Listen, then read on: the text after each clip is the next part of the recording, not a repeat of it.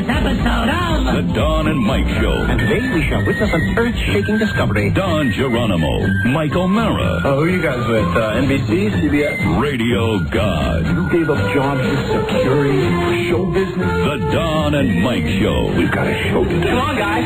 We're on the air. Have a good show. Produced by 106.7 WJFK, Washington Superstation. It's going to be a great show. All right, well, good luck. And distributed by Westwood One Entertainment. We should thank our lucky stars. They're still putting on a program of this caliber after so many years. Want to participate in a Don and Mike Show contest? How about this? You or a member of your household can only win once for 60 days. You must comply with any age limitations for each contest. Only contest rules. Send a self-addressed stamped envelope to the Mighty WJFK, P.O. Box 3649, Washington, D.C. 20007. Thank you, and God bless. Don and Mike, there'll be no mollycoddle. Stay tuned for your chance at $500 for naming the secret sound.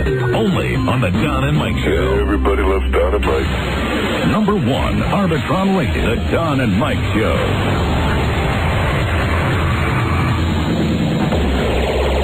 It's a great privilege to do this satellite program, and I'm going to do my best, and all of the people that work with me, to do a good show. It's just pure entertainment.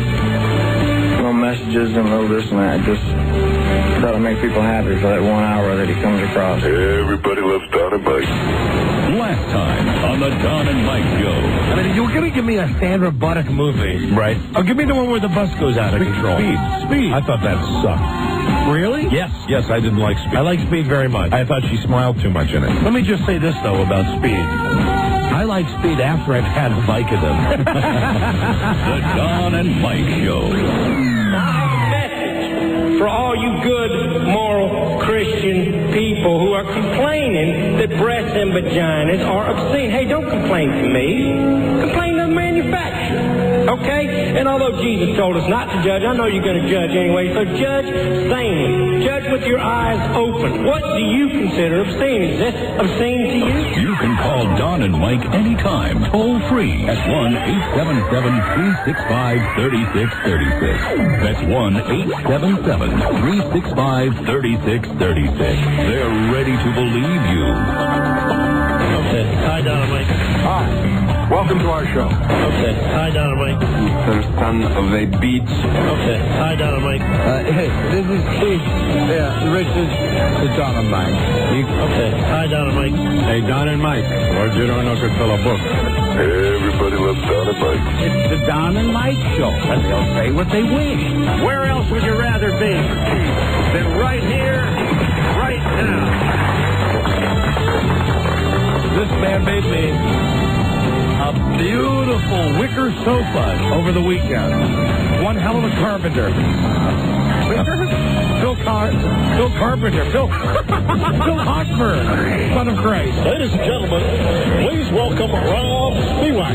Take it away, Rob. You know, Phil's always pleased to be a part of this satellite program. And he knows you don't play music, but he wondered if you would play one request for him. Sure, for Phil, anything. So will you play Little Miss Dangerous? Good afternoon, Mr. and Mrs. Missener and all the ships at sea. Hey, world champions at both Climb on Daddy's Back and Hangover Hide and Seek. It's Don Geronimo and Mike O'Mara.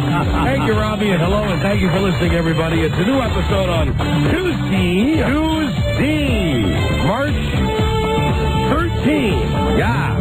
Well, let's start the show by talking about the stock market.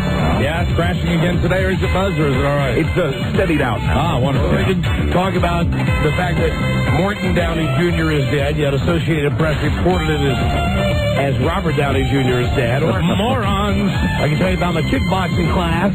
Yep. Yeah. Knocked a dude down today. Wow. But I believe that all of that must go on the back burner. Because, in fact, the O'Mara separate vacations are over. And she's back.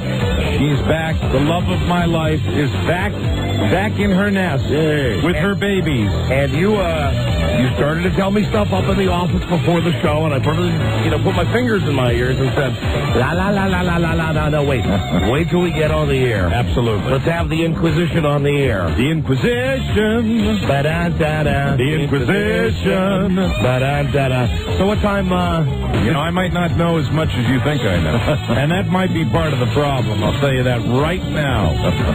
I don't know much. Did you ask much?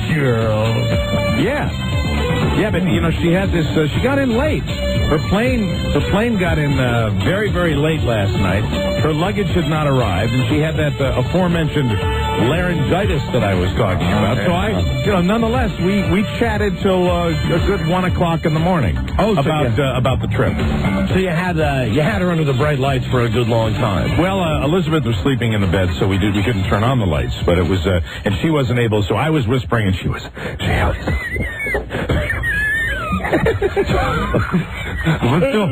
without the bright lights, still, you were the Inquisitioner. Yes, good.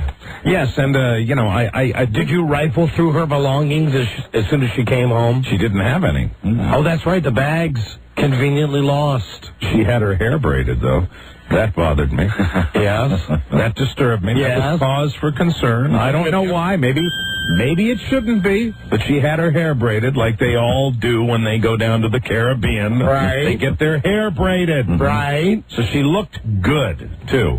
And one thing that's disturbing, I always thought when you go on a cruise that eating is a big part of it. And she said, you know what else? I said, I lost 5 pounds. And I said, you lost 5 pounds? There was the beginning, a lot of aerobic exercise. Yes, that's what I was thinking, and very little, buffet. When that's just me. I think of the cruise ship, I think, yes, it's wonderful. You go to exotic ports of call. You have lovely shipboard activities, but you get to eat at midnight. You get to eat at 8 o'clock in the morning. You get to eat at noon. You get to eat at 3 o'clock. The midnight buffet. Well. And I was between the hair braiding, and she just looked a little too good, frankly. She looked a little too, even, the room was dark. Maybe she had a lot of protein. She looked good today, too. Oh, my God. I don't think so. I hope not. I'm busting your nuts. But I'll tell you right now, I don't even like that analogy either. But, I asked questions, and she said that everything was perfectly innocent, and then she said, there was one man. And she said, there's one only person I talked to that was a male that I became a friend, and she was working me. She was kind of leading me into this. She said, was the pit boss in the ship's casino. I'm like, oh, great. Right. The gambling guy. The pit boss. Can you think of any more slicky boy position than that? And then she told me that he was 60. And, she obviously wanted me to get upset because the pit boss said, well, he was 60. But, 60-year-old men can be functional. Sure they can, especially if they got the Viagra. Absolutely. 60-year-old men, and they got hazy on a number of things. I said, at one point during the conversation... Don, baby, how's it going? Yeah, there you go. And that's 70. And as a matter of fact, a 60-year-old guy probably would focus more on the woman than on his own needs. Absolutely. That's right. Yes. Well, she was telling me a bunch of stuff. There was almost too much information to decipher. But at one point, I employed a tactic that I've used with a lot of people. I said, you're not telling me everything. And she said, of course I am. What are you talking about? I said, you're not telling me everything.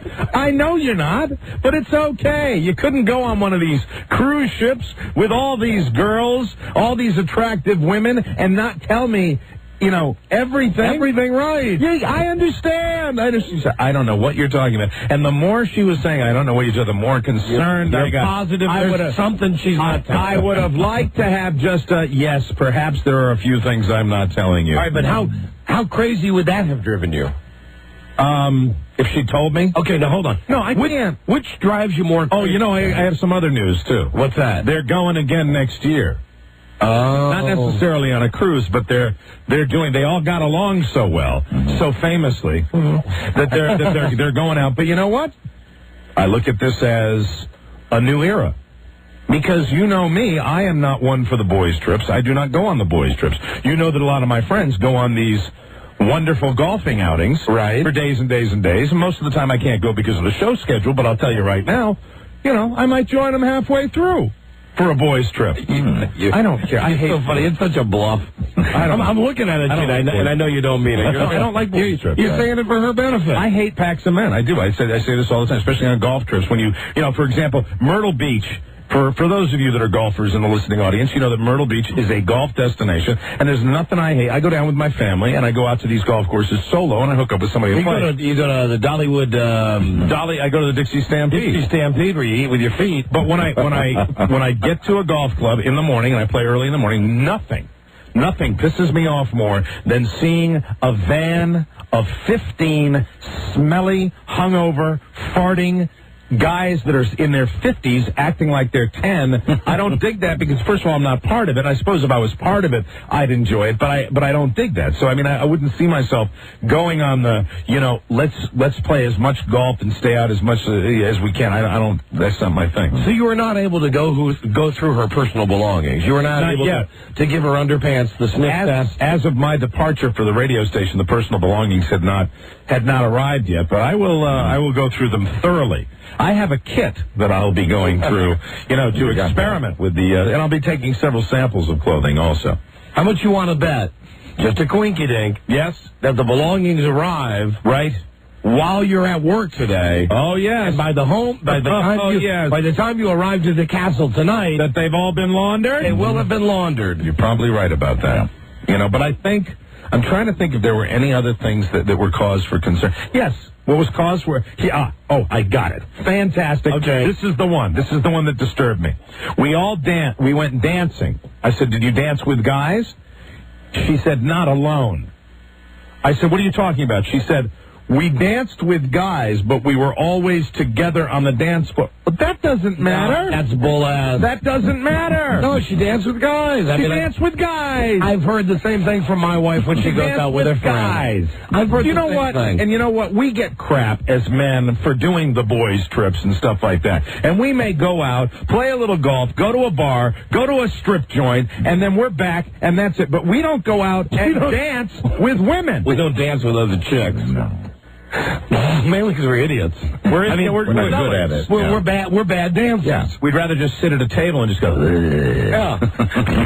Or drink and watch TV and play cards. So that was the one thing that and I was trying to be cool, but I was also not trying to be. It was late, and I was trying. I'd been worried about her getting in and whether she was going to get in on time, and I was tapped out. And I kept the girls up till 10 o'clock last night because I thought, I kept saying, we're going to let you wait up for mommy tonight, and then they both fell asleep. And then she got in late, and I was just, I was being real. I was not trying to pretend that I was delighted that she had been on the dance floor. That bugs me. It bugs me that they all get into their finery and, hottie down the hallway down to the local disco, to dance with the 60-year-old pit boss. And you know, it disturbs me a little bit. And listen, I've been through this with Frida. You know how it plays out, that some guy, Consuelo, has to come up to them and go, hello, would you like to dance with me? Yes, very good, very good. And then perhaps she even says, no, I'm with my friends. And then he goes...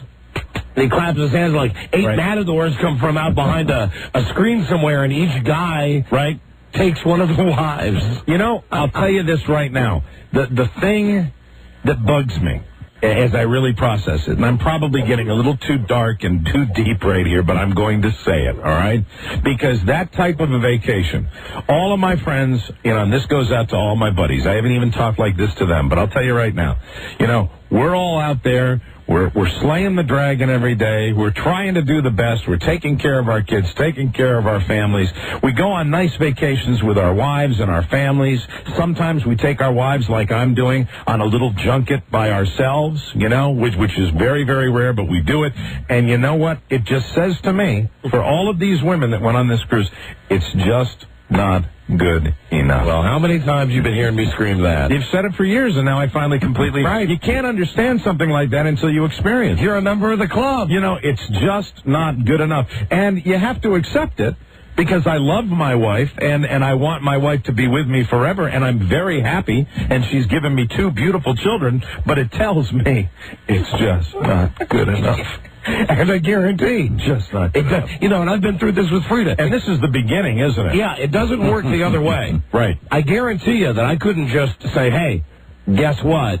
Well, first off, outside of vacation time, right? You and I just couldn't plop down and say, we're going to take 4 or 5 days and head out. I talk about that. You and I do not have, people always bitch about when we're gone, but when we're gone is the exact same time every single year. We can't do what a lot of people can do, which is just like, hey, how about Wednesday? Yeah, okay, see you later, Wednesday, let's take off, yeah. I guarantee that you and I couldn't just go home and say, hey, you know what? Hey, Frida, guess what? Mike and I would like to go down to Miami. Right. For 3 days. We'll see you on Monday. Yeah, we're going on a cruise. Goodbye. Never happened. We're going on a cruise where there are going to be a lot of women that'll be just asking us to dance. See, they know. But see, that's the difference. Because they know there would be no women asking us to dance. It wouldn't happen. It would not happen. And I did my, as I mentioned yesterday, I did my damn dance to have a very good time on Friday and Saturday night, and I had a very good time. Would that be the kind of time I'd like to have every week? No. Because it really, there's not a lot to it. You go out, nice dinner, hang out, have some drinks, and then that's it. Right. Meanwhile, she said they talked all the time. She said they talked quite a bit. They were out late because they talked so much. And I also got the explanation. Okay, let me give you something on that, too.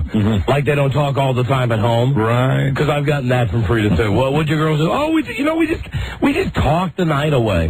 Well, you talk the night away every night with these girls. You talk the night away all day with these girls. But, she was grateful. She was grateful that the cruise happened, and that's why I was accused this morning of losing her keys. Welcome home.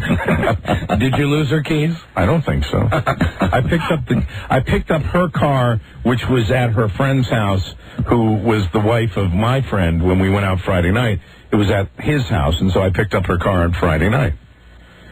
It was very close, like next door to where I live. Right. Okay, there was not a lot of ground to cover here. Right.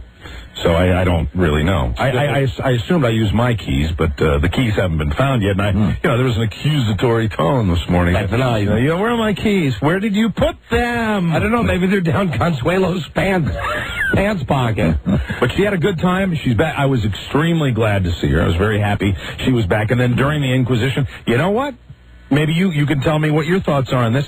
I'd just as soon not even give an Inquisition next time. I just did you have a good time? And I think you do this a little bit. You just say fine. Yeah, what you fine, enjoy yourself. Absolutely. Really, that's kind of the attitude I take now. What I don't know is fine with me. The only problem is like when Frida went to that bachelorette party, and unfortunately she went to a bachelorette party up in Ocean City where people were calling in who had seen her. Yeah. Remember that day? A guy would call in and say, hey, I saw your wife dancing with 1,000 different guys and doing shooters, and they had contests to see which guy they could get the underpants off and stuff. Now, none of that stuff she had offered up to me, as part of her bachelorette night out. I had to hear it from some guy on the telephone. Sure. But that's tough. That was a 1 in a million shot, though, that she'd go somewhere where someone would recognize her and then would call the show to rat her out. Well, the problem is, it will always be the problem. We're guys, and we know what guys are like. Guys on a cruise ship, guys that are on a cruise ship and see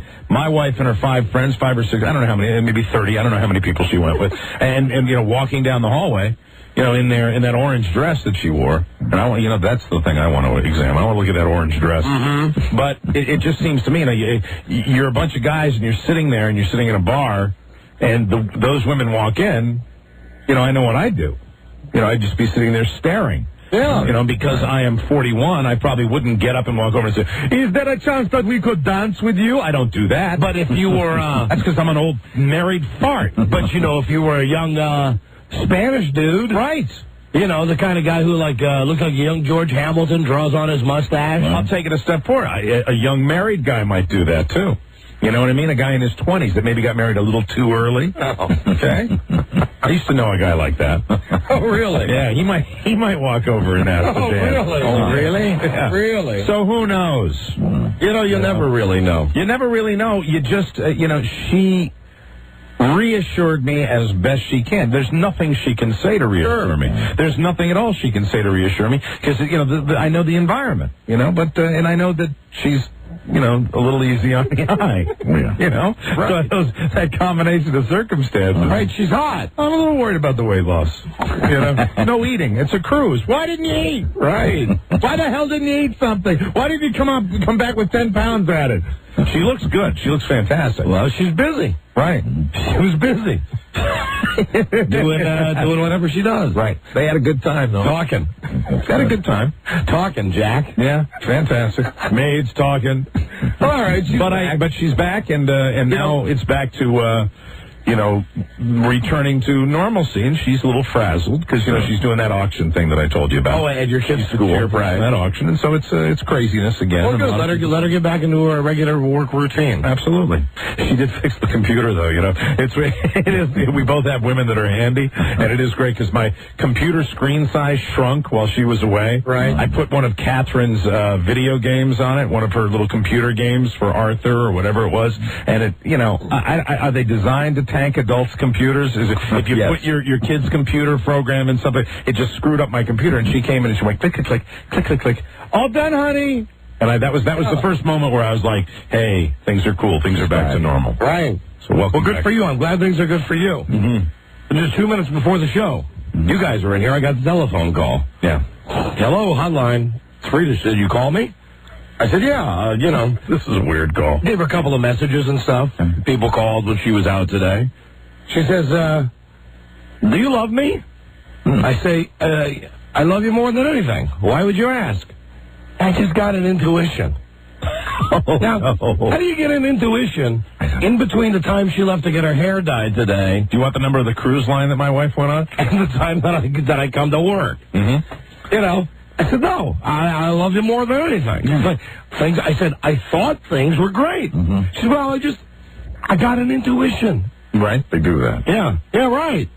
Right, you know what it is, Buzz? What? Psychological warfare. I think so. You know why? Because things are going fine. That's right. Because things are going so good. Because now that's going to be on my mind. Of course. Now it's like, what have I done? My God, what have I done? I thought I've done everything right. I thought things are going great with us. And I mean, as far as I know, they are. Right. This just could be one of her whim-whams. This could be hormonal, or it could be a calculated move. Really? Yes. A totally calculated move. Out of the blue. Well, she zaps you right before you're opening the mic, too. Which is, right. For me, a very difficult time to get into any of that. Yeah, right at 3 minutes until. Exactly. Is there anything, perhaps, that precipitated this? No. Christ. I mean, today was a normal day. Right, we got up. Said I love you. So thanks for making me my food. Right. Usual day. Christ, it ain't easy. You know how hard it can be. The way things are going. You can leave a message. Oh, no. Whatever. She's trying to crucify me. Oh, she might be at home. Who knows? I just could be a whim-whammy thing. I got a little taste of this over the weekend, too. You did? Yeah, believe it or not. You? Yeah, nobody was more surprised than me. You? Yeah. The greatest marriage in the world? Yeah. Really, what happened? I don't really know. Like you said, everything seemed to be going fine. Honey. I want to hear more about that. Hi, Boo-Boo. Honey, listen, I love you. Well, good. I like to check every once in a while. You like to check? Yeah. Well, Christ, you like to check. Yeah, I would think you would be flattered that your wife even, cares. It's a nice little thing to ask. Okay, but I mean, it's just slightly unnerving. And, 3 minutes until 3. Why? I'm here. I'm getting the show set up. They come back to go. Frida's on the phone. I don't get the unnerved part. I mean, if you ask me, do you love me? Is everything great? I would be flattered that you care. Okay, but I don't say to you, I've got an intuition. Well, you asked me why, and since I didn't have a real answer, I had to chalk it up to, just an intuition. I didn't have a reason. I didn't find lipstick on your collar. It was just one of those things. Of course not. I'm with you 24 hours a day. All right. So, I would think you would be flattered. And also, I'm glad you called because I hear you guys talking, and I feel really sorry that your wives go out and have a good time with girlfriends. But really, if I said to you, you know what, honey, you're right. I don't need to go out and dance with my girlfriends. You would love nothing better than to go out and dance with me and be on a cruise and spend the night talking and dancing. I am going on a cruise with you in 2 weeks. Right. And will there be any, and I might not have the need to go out with girlfriends if you like to do some of the things I like to do. Honey, I guarantee. And that's fine. I guarantee when we go on this cruise that there will be some dancing. Was there any dancing on the last cruise we were on? No. Exactly. Well, there will be on this one. All right, good. That's a promise? Yes. And will it be because you just had 10 martinis, or yes. will you be sober dancing? Yeah, now, honey, come on. Give me a break. You know I don't dance when I don't drink. I know, Boo, but... You know that. I mean, as long as you're not, sloppy. No. All right. Okay. All right, well, very good. And if you love me, that's great. Yes, of course I love you. Well, then everything is fine. It's the O'Maras that have marital problems, not us. I don't know why. No, listen. The O'Maras are fine. We are just about to hear of a rift between the Burbanks. Yeah, we actually covered all that ground, and then, a voice from over in the news cubicle, your man, Frida, your man over here, Mr. Perfect Man, said there might be trouble in paradise. So what did she say to you, Buzz? Well, I think the thing that struck me, and first of all, let me say in our defense that I think everything's fine now, but then I thought that going in. Okay. She said ever since our anniversary, things have not been, as good as they were before. Now, our anniversary is what, 6 months ago now? So I'm just now getting the memo. That things are maybe not as good as, and it gets down to it. She's probably right. I'm maybe not as considerate, Oh, come on, please. Opening doors, pulling out chairs, that kind of thing. You're friggin' Boy Scout. Forget it. Well, I'm not up to my usual standard, apparently. Oh, what happened, Buzz? Why did you change?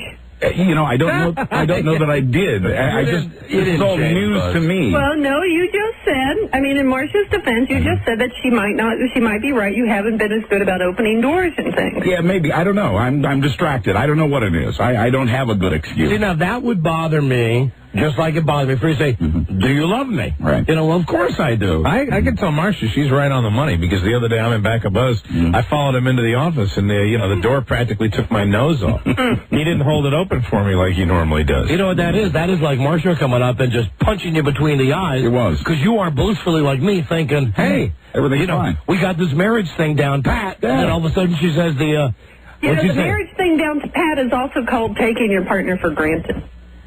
You can't say I do that. If your reason, Buzz, is that you've been a little distracted and that she might be right that you haven't been as considerate, then I think it's fair that that she gave it a little bit of time to make sure everybody has a bad week or so. 6 months, though? On their mind. 6 months? But isn't that also? It's not like she's leaping to conclusions. She waited to see if it was something maybe you weren't feeling. Now, hold on a second. No, I disagree. I think that women have a tendency to paint in rather broad brushstrokes. And himself, she might be right. I'm only going on. Well, he only said that because he's Buzz. But I don't like terms like always or for the longest period of time or ever since, in these massive periods of time. I hate that because it's not necessarily true. And I'm not going to speak about Buzz's relationship because I don't know about it, but isn't it a possibility at least? And I guess I am going to speak about your relationship. That perhaps Marcia has changed in some way? There you go. I was going to say the same thing. Everyone changes. Can't be all Buzz. Isn't it possible that he's still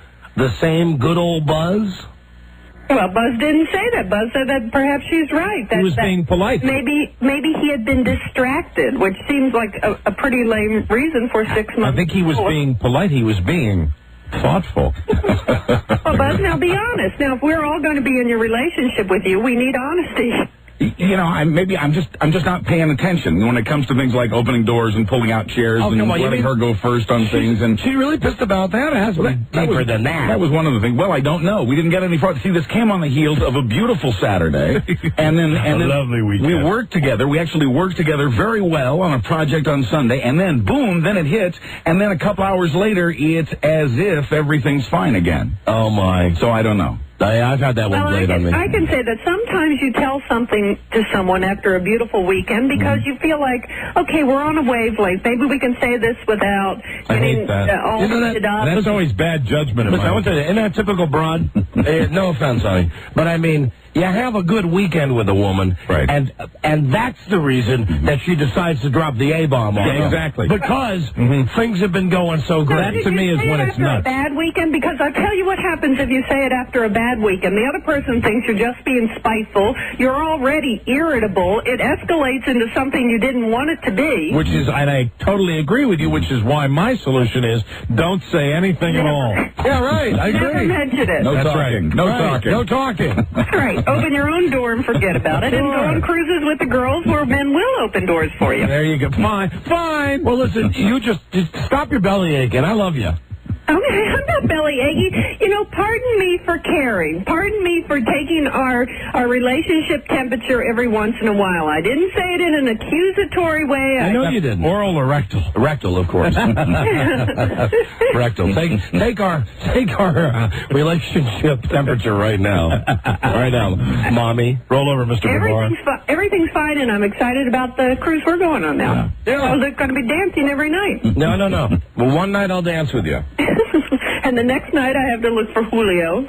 Come on, Julio. That was the name. Hey, hi, you know Julio, too. Yeah, right. He's around. Come on, honey. There's tons of good crap to do on those ships. Yeah. What do you do? We don't do it. What you do is read a book and drink. No. Here's what we do. Cool. What do we do? 2 years ago, we went on a cruise. Mm-hmm. We saw the lame comic, Heishi Horowitz. Yeah. And we went to a movie one night. Didn't you have famous people on your ship? Nope. I thought, that was me. No. I had Phyllis Diller once. Yeah, that's right. years ago.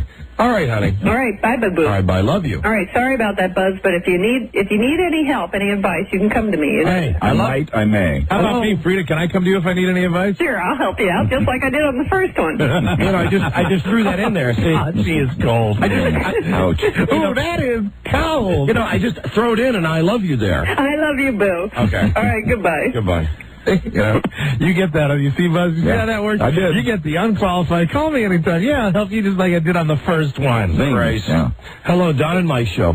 Hey, Don, there's something I don't understand now. You don't like dancing with your wife. You don't dance with her much, but yet your neighbor down the street you like doing the homo dance with. Okay. I want to say again. Is he a better dancer or what?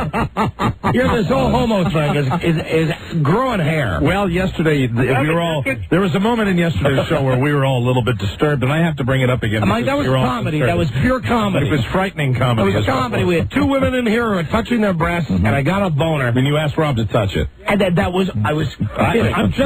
Fine. I was kidding to verify the fact that look at Rob. Look at Rob is still shaken up by that. No, you say it was comedy, but there was no laughter back there. This was an unhappy place for a fleeting moment. I said, Rob, come over here. Grab on this. Yeah. Come on, look at this. Look how excited I am. Couldn't get any further away from you. Push that wall back 6 inches. Yeah. Excuse me for trying to be funny, guys. Well, is the guy a better dancer down the street? And listen, when I had my dance with my neighbor, I was drunk out of my mind. I was beyond happy drunk. Okay, I was very near. I'd like to know I wish your wife was still here because I'd like to know if you do the grind with her or if it's just with guys. Listen, see, here's what you don't get. She really overblew that whole thing. No pun intended. Hey, you know what? I frequent the phrase Jesus H. Christ, and I've been saying it a long time, but you know what? Help me with something. What does the H stand for? Homo. Is that what it is? Yeah. Well, you know what? Sir, that's the answer you wanted. Hello, Don and Mike show. Yeah, I want to know, was that your wife's intuition, or does she need new clothes for the cruise or some more appliances for the kitchen? I don't know because I just got her a car. My ex-wife used to do that to me all the time. Honey, you sure you love me? And I'm thinking for days, what did I do wrong? Yeah. Next thing I know, she's talking me into $10,000 worth of charges on my credit card. I don't know. And plus, she went to goddamn Frugal Fanny's this weekend and then bought out the store. Mm-hmm. And just because the place is called Frugal Fanny's, that validates the fact that she comes home with 5 bags of clothes. Isn't that Coats? Or do they sell everything? Everything. But they're only open on the weekend. Mm-hmm. Frugal Fanny's. Right. Hello, Don and Mike show. Yeah. Yeah. Hey, this is Sean from Ocean City. Yes, hello, Sean. How's it going? Great, thanks. I just wanted to let you guys know, I got married when I was 20, and I heard you say that maybe a younger guy would go out and dance with a woman. Yeah, that's what I said. Well, I've been married since I was 20. I'm 27, and I'm very in love with my wife, and I don't want to make her a little pretentious thinking that I would do that. You don't want to make her a little pretentious? I guess if that's the right word, or get her scared, or have her No, I don't think apprehensive would be the word. Okay, that would be it. There you go. Just curious, I mean, we both listen to your show loyally. sir. Yes. Did you marry her so she could buy you beer? I'm sorry, what was that? Did you marry her so she could buy you beer? Well, she is 30. I'm 27. There you go. Yeah, cigarettes and beard. I got it made. Gotcha. Hello, Don and Mike show. Hey, Don and Mike, how's it going? Hi, great, thank you. And Buzz, how you doing? I'm all right. And I think we've all proven that early beer drinking affects the vocabulary. Hello. Hey, I listened to you guys talk for 5 minutes trying to find rational behavior from your wives. The first two main rules of being a husband is your wives are female and they're crazy. You can't look for rational behavior. You know what? This man is speaking the truth. You know, I mean, listen. I've been married forever, too. And what's so wrong with saying that? Have you ever turned on Oprah Winfrey, or have you watched the show that should be called See You in Toledo, the show called The View? Have you ever seen that show where you got those 5 hags who just sit up there and rag about what a-holes guys are? Well, as a friend of mine, a golfing buddy who will definitely go nameless, said to me one time, an older gentleman who I play golf with every single weekend, he said, you got to remember one thing. He had a southern accent. You got to remember one thing. From the time they come out of the womb, as long as you know this fact, you're fine. They're the enemy. It's the enemy. As long as you know that, you'll do fine. And he's been married like a gazillion years, and he's like, as long as I know that. Yeah, absolutely. Little ones, they're the enemy. Good. Yeah, men, women. They're the enemy, and that's the best part of them. Absolutely. All I know is, thank you, my friend. Thanks for the call. All I know is that through all of this, the only thing that's given me solace is now that I know Buzz is in the same boat that we are. Yeah, Club. yeah, it sounds like Marshall was working you a little bit, Buzz. Yeah, and of all the three of us, Mike's wife goes on a cruise. Yeah, she's very happy right now. You know, maybe a little evasive about what happened. Right. My wife calls up, do you love me? I got an intuition. I got to say, the winner, though, is Buzz. Solved the mystery. You know, things have not been right for 6 months. 6 months. 6 months. Welcome to the club. Wow. Thanks. Hi, Buzz. I'm a member. Yeah. Meanwhile, Rob, new father, that's a whole different area. Yeah, come here, Rob. That's a whole different thing. That's really a relationship that's moving into a different arena. You know what it is now? It's a honeymoon time for Rob. Yep. Because Carrie's just focused on the baby, right? Fantastic. Right? Never better. Yeah, it's good. It's very good. It is. This will change, of course. It will, of course. And but until then, we're just enjoying it. Mm-hmm. It's good that he's gonna. I think you're gonna do well with the daughter. You really are. She's gonna be the apple of your eye. You're gonna have a great time. She's awesome. For now. I myself, prefer a son. Don reminded me about that after the birth of my second daughter, and he wasn't satisfied until I cried. I'm just goofing. I'm just kidding. It's just some guys have boys, and, some guys have girls. You bastard! All right. Well, we're going to stop at 8, so we'll see what happens. Good luck. But we'll see. Because 8 is enough. 8 is plenty. And there's a plate of wishes on the windowsill in my house. What are you doing? The theme from 8 The is theme enough? to 8 is enough. That's right. You have a late night last night a little bit? I can always tell when you pull one of those pads. Yeah. I woke up and my knee was killing me for some reason. I didn't get a lot of sleep. Really? How's Carrie's head? Also bruised. Oh, God. He's a rough sleeper. That's how he has the best marriage of all. Sure, That's absolutely. Yeah, he never talks about it. That's right. If he talked about it, he wouldn't last here very long. No, it's not about talking, Mike. It's about listening. It's all about listening. Hello, last call. Don and Mike show. Hello. Yeah, I wanted to make sure that Mike doesn't make the same mistake I did in checking the laundry. Why? When you go for the panties, you got to make sure that you don't overreact, because the area down there is a self-cleaning device, and it could be your mess. What's he doing? Huh? Don't hang up. Don't hang up. You got to explain Hello? yourself. Yeah, what do you mean? Well, it takes a few days to clean that thing out. Oh, if you're checking the panties and you find something, it could be yours. Oh, he's talking about if they're okay. I follow what he's saying. So is he saying that conceivably? You know what? This is too disgusting. No. Here, I'll give it to you in medical terms. Very good.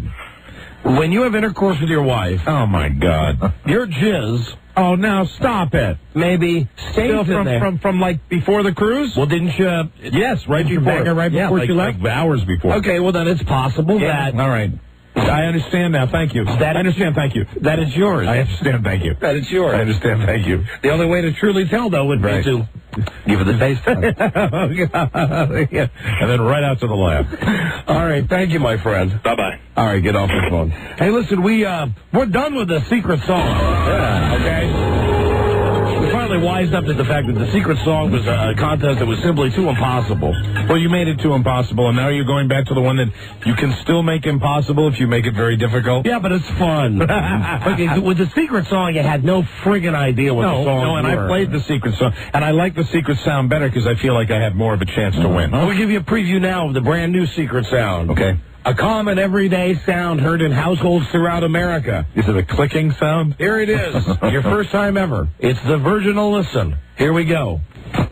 It's a clicking sound. Of course it is. Shocker. Like every goddamn secret sound we've ever had, it's one of Rob's clicking sounds. Okay, listen again carefully. That's a briefcase opening. It is not a staple gun. You want it again? Yes. Okay.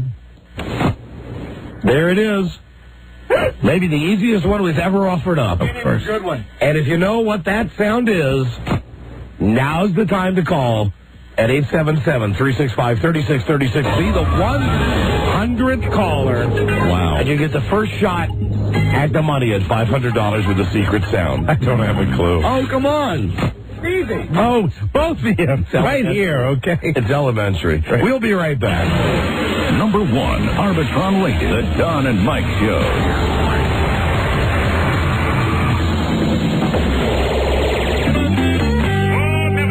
Welcome back to the Women's Duck and Bowling Regional Championships, and yes, sirree, Bob. Carol Blankenship needs to pick up the spare to take the lead.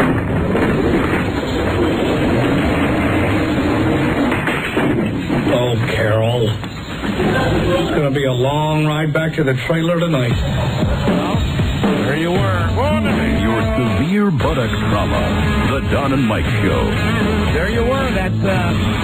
That's your appearance on Yes Dear. Yeah, what was funny is that when I did that voice, the Keith Jackson impression, it was a throwaway. I was doing like 5 things in a row. We were actually doing it in here, and we were fooling around doing it. And when I did Keith Jackson, I had no earthly idea that they would use the Keith Jackson voice for Carol Blankenship.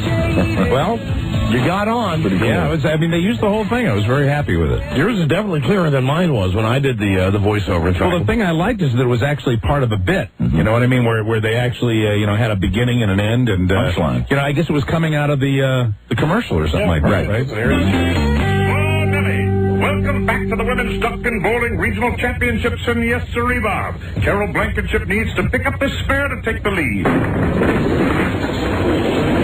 And that was you. Yeah, and then he had a little funny here. Oh, Carol. It's going to be a long ride back to the trailer tonight. That was Mike's voice on Yes Dear. Yeah, I didn't see it until I came in today. It was cool. And by contrast, this is mine. Okay, yeah, you got a much better shake than I did on Yes Dear. Okay. When I'm the announcer. Listen, put the lock button down on the walkie-talkie and put it next to the TV so I can listen to the late game.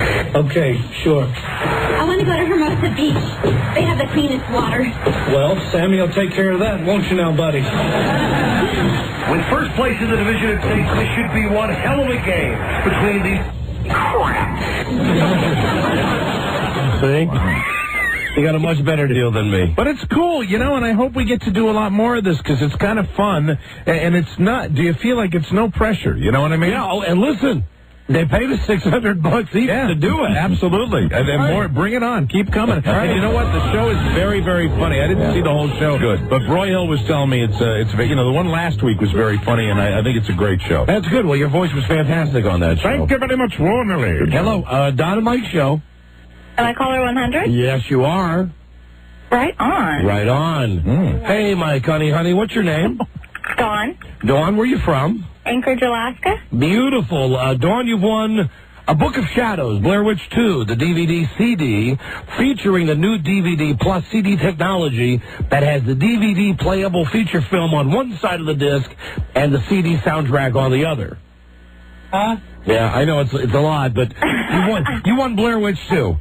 All right. In stores now. All right. And you will be the virginal caller for the secret sound which is worth $500, and I'm going to break a cardinal rule right now. I promised them that I would not do this. I know I did it one time before when we had an absolute moron on the phone who was. She does not sound like anything close to a moron. But I was positive that the guy wouldn't get the secret song. I offered him like $1 million. So for you, I'm going to do 10 times the amount, and being as you're the first person to play the game, you'll play for $5,000. Wow. And being as this is a real legit contest, if you really guess the sound, you'll win $5,000. My God. Okay? Not bad, huh? That's a lot of pressure. Sure. And don't worry about it, because working for a great company like CBS, the last time I gave away $10,000, I had to pay for it myself. Very scary. So here we go. For $5,000, a common everyday sound. We'll play you the sound now. Please don't answer till Mike sings like Warren Zevon. And we wish you Godspeed. Caller, name this sound. There it is. Now, Main Street title, if you win, will pay $500 of the $4,500. You're playing for $5,000. And he rubbed the pot roast all over his chest. Excitable boy, they all said. Yeah. Yeah. Yes. We love the Zevon. Yes, sir. Okay, for $5,000, the only time we're going to offer this much money. What is that sound? The deadbolt. Would you please repeat that? A deadbolt? No, it's not a deadbolt. Nope. Thank you, though. Thank you. Thank you. Don't forget that every guess is a clue for you. It's a clue for you. Yeah, not a deadbolt. Sorry. Thank you, though. Hold on just a second, please. So, listen, I'm a pacifist. Yep. And I've really never been in a fist fight in my life. And even though I threaten guys to fight all the time on the show, it's always because I know I can hide behind a microphone. Right. I've been taking kickboxing now for the last 3 weeks. And you're turning yourself into a weapon. Well, I'm telling you today, I popped a guy, and he went down. Oh. You dropped a guy? Dropped a guy. You hit the canvas? Yeah, I hit him in the face, and he went down. Ow! Was he seeing stars? No, I mean, he was woozy. He did the thing where he just stood there for a second, then boom! What kind of shape was he in? Better shape than me. Really? Was he a little guy? He was a tall, wiry guy. Well, so he was taller than you. A little bit taller than me, but skinnier than me. And did you catch him by surprise? Oh, no. We'd been standing up there doing the thing where it was jab, jab, jab. Okay, now jab, now kick, jab, jab, jab. They said jab, jab, jab. Jab, boom. He fell. He went down. Wow. Did you help him up? No. You know me, and I'm sure everybody in the kickboxing class hates me. Right. I did my little victory dance. That's very bad. I was so amazed. I was like, oh, my God. Did you believe that? Isn't that fantastic? That's so great. You dropped the guy. That's so great. My goodness. How did the guy respond to it? I mean, what was his mood? He was fine. He got up and we shook hands. Oh, really? Now, of course, all of this... Did he try to retaliate? Oh, no, that was the end of the demonstration. You're very fortunate. Yeah. All of this, though, was negated when, again, it was time to jump rope. Oh. He's still not making any progress with that? Now, listen, the rest of the class, of this kickboxing class, everybody else in the class, they can do this thing. I get pulled over on the side in a corner with my own special guy for the jump roping part, and he says, okay, here's what we're going to do. You're going to do 3, and then you're going to stop and reset. Then you're going to do 3 and stop and reset. Then you're going to do 3 and stop and reset.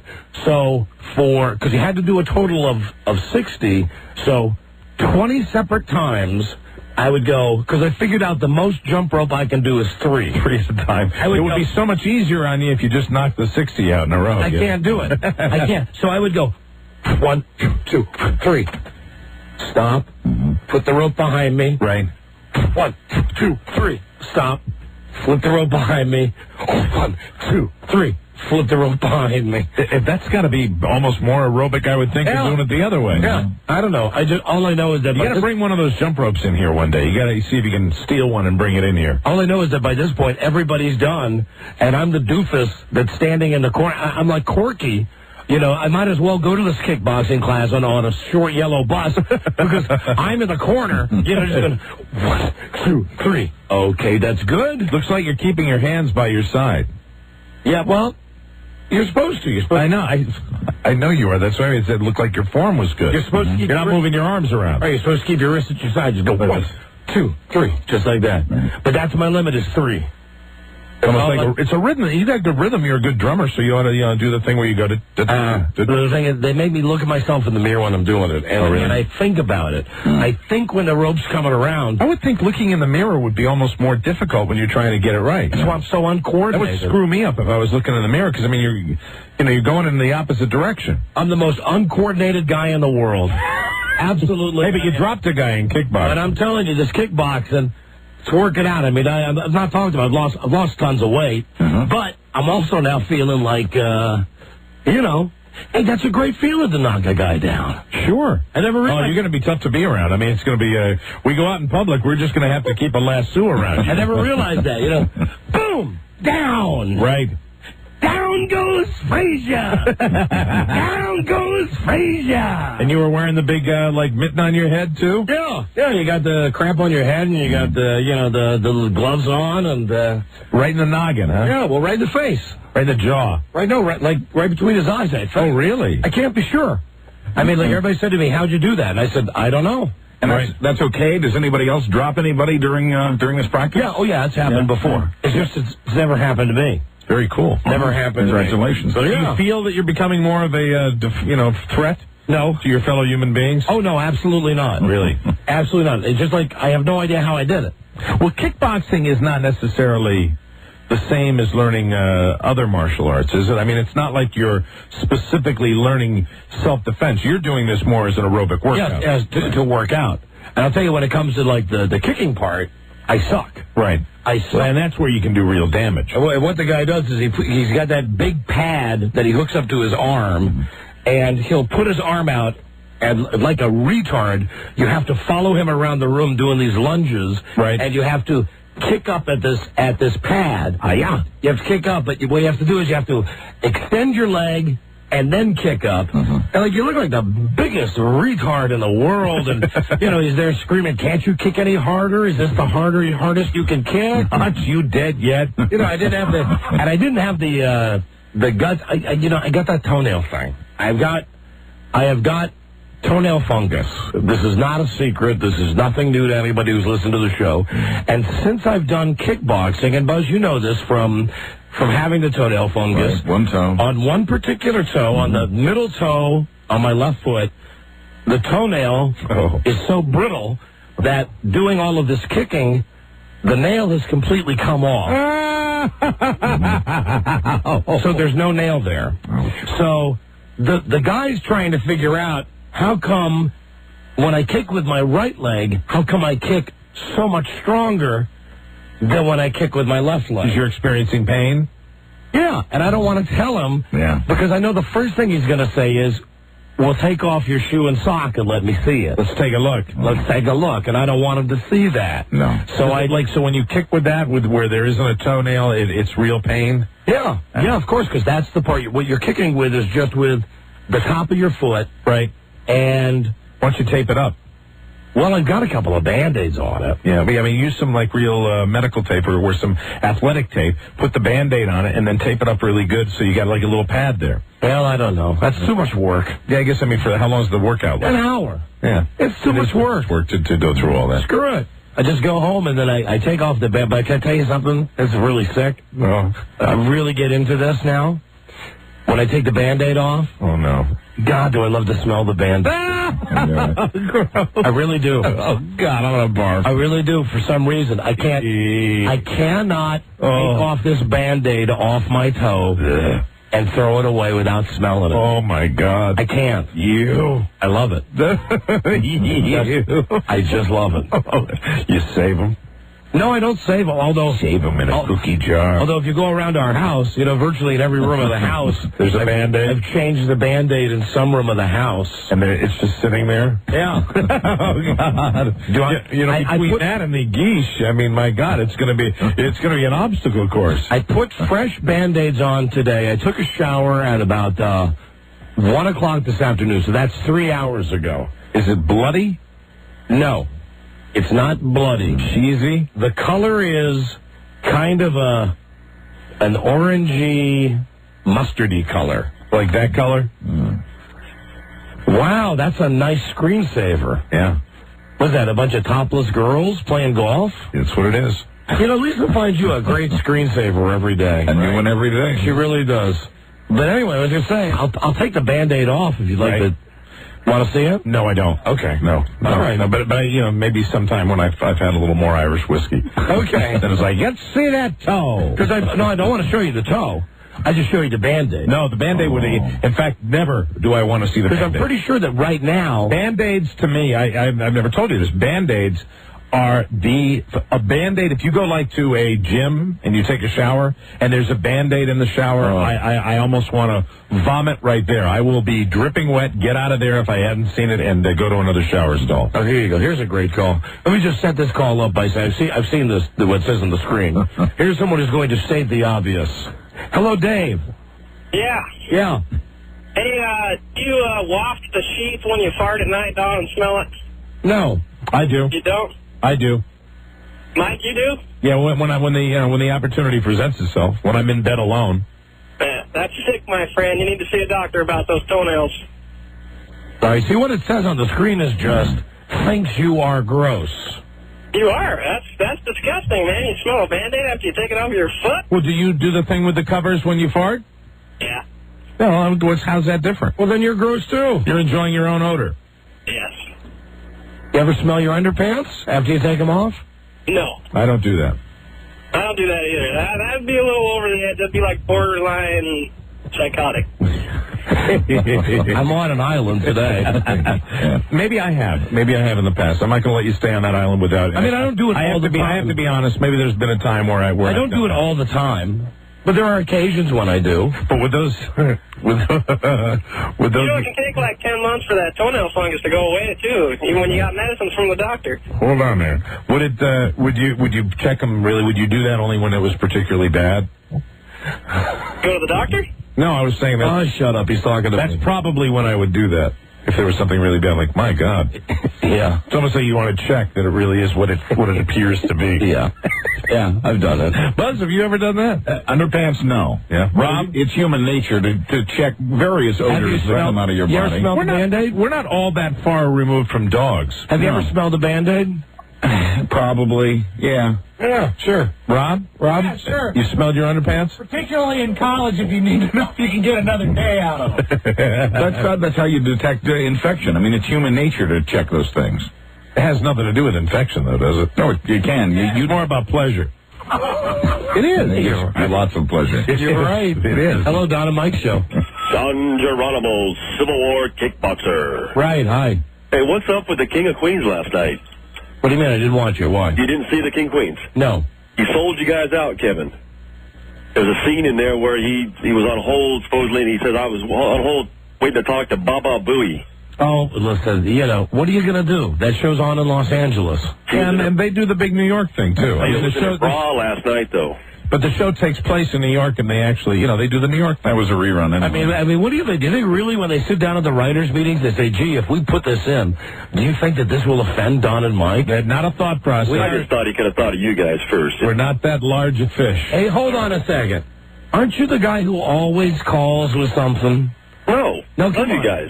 Recognize the voice. No, yeah, you've called before. He's trouble. He's a dick, right, Charlie? He's not a dick. He just loves to call. He calls all the time, right? He hasn't called in a couple of weeks, though. Right. Seriously, he loves to... Shut up for a second. He likes to call him what? He likes to participate. Oh, he likes to participate. He's not usually a dick. Okay, good. Well, if Charlie says so, then I apologize for calling you a dick. I didn't say he was a dick. I just say I did. I'm sorry for that. He calls all the time, though. Right. He hasn't called in a few weeks, though. I removed that comment about you being a dick, sir. Thanks, Mike. You're welcome. Goodbye. Good luck to you. Goodbye. Okay. Bye-bye. So you made friends at the end. I like that. Hello, Don and Mike Show. Well, I got to back up, actually, and say that guy was a dick. What? Hey, just real quick. One more thing that you guys might want to check out. Not that I've ever done this, as far as you know, but right. smelling dental floss after you've picked out stuff? I do that regularly. Oh, my God. I've never smelled dental I do that floss. regularly just to make sure everything's okay in there. That's an olfactory sensation that you don't want to forget. Yeah, absolutely. And, and especially if you're maybe, if you miss a day. Right. And you floss, and I floss every day, sometimes twice a day. Mike, how did yours smell after this weekend? Yeah, that's what I was going to mention to you, because I skipped Sunday and went to the floss on, and we'd had a lobster appetizer, sir. Okay? Do I need to say any more? It's like flossing with a Colt 45 bottle. It was fun. You know what? That's a new one I'll have to try. I have never smelled my dental floss. Well, I do, just to make sure, if there's anything going on in there. Hello? And that would be actually the closest thing to checking for good dental health. Hello, Don and Mike show. Right. Hi, Don. Right. Hello, you're on the air. Don, how you doing? Great, thanks. Hey, what I do, it's pretty gross. After the morning, I sleep with my socks on. In the morning, before I hop in the shower, I pull off my socks, take out my toe jam, then I smell my hands. Wait, you mean your toe jam gets into the sock? Yeah, my toe jam and the sock material. Well, now wait a minute. No, you made it sound like your toe jam is like down in the sock. You're talking about you scrape out the lint from your toenails, right? Yeah, no, in between my toes. Oh, in between your toes. So you scrape out the goo between your toes and then you smell your hands? Oh, yeah. You know what? Call me crazy, but I don't consider that to be abnormal behavior. Neither do I. No. Well, I thought I'd call in. That sounded good. Thank you. No, I mean, it was good, sir. We're not putting you down here. No, we're with you. It's not abnormal. Okay. I've been doing it since I was a kid. I love it. He's proud of it. Good for him. Yeah, right. He's not alone. Goodbye. He's alone in admitting to it. Being proud of People wouldn't admit to it. If you ran a camera, some of those internet sites where they all behave for the camera anyway, but if you really put a camera on somebody, you'd see people smelling all kinds of stuff. Yeah. Picking, smelling, and sometimes eating. Yeah. Hello, Don and Mike show. Hey, I got a question for Mike. I'm just thinking about how far I want to go with this discussion right now. Because I could really get going on a certain topic. Into the land of the quees. Yeah, what? Hi. What have you been such a jerk lately for, man? Me? You've just been... No, not you. I said Mike. Listen to me. That is Mike. I said me, moron. That wasn't Mike. Yes, you're just pissing everybody off with your mouth, man. Yeah, I don't like your mouth either, you hemorrhoid. Oh, come on. Well, play nice, boys. Well, Jesus Christ, every time somebody calls up there, he's like, you're a dick. You don't even know who he is. If you're upset because you haven't gotten any pussy lately, don't get bitchy with us.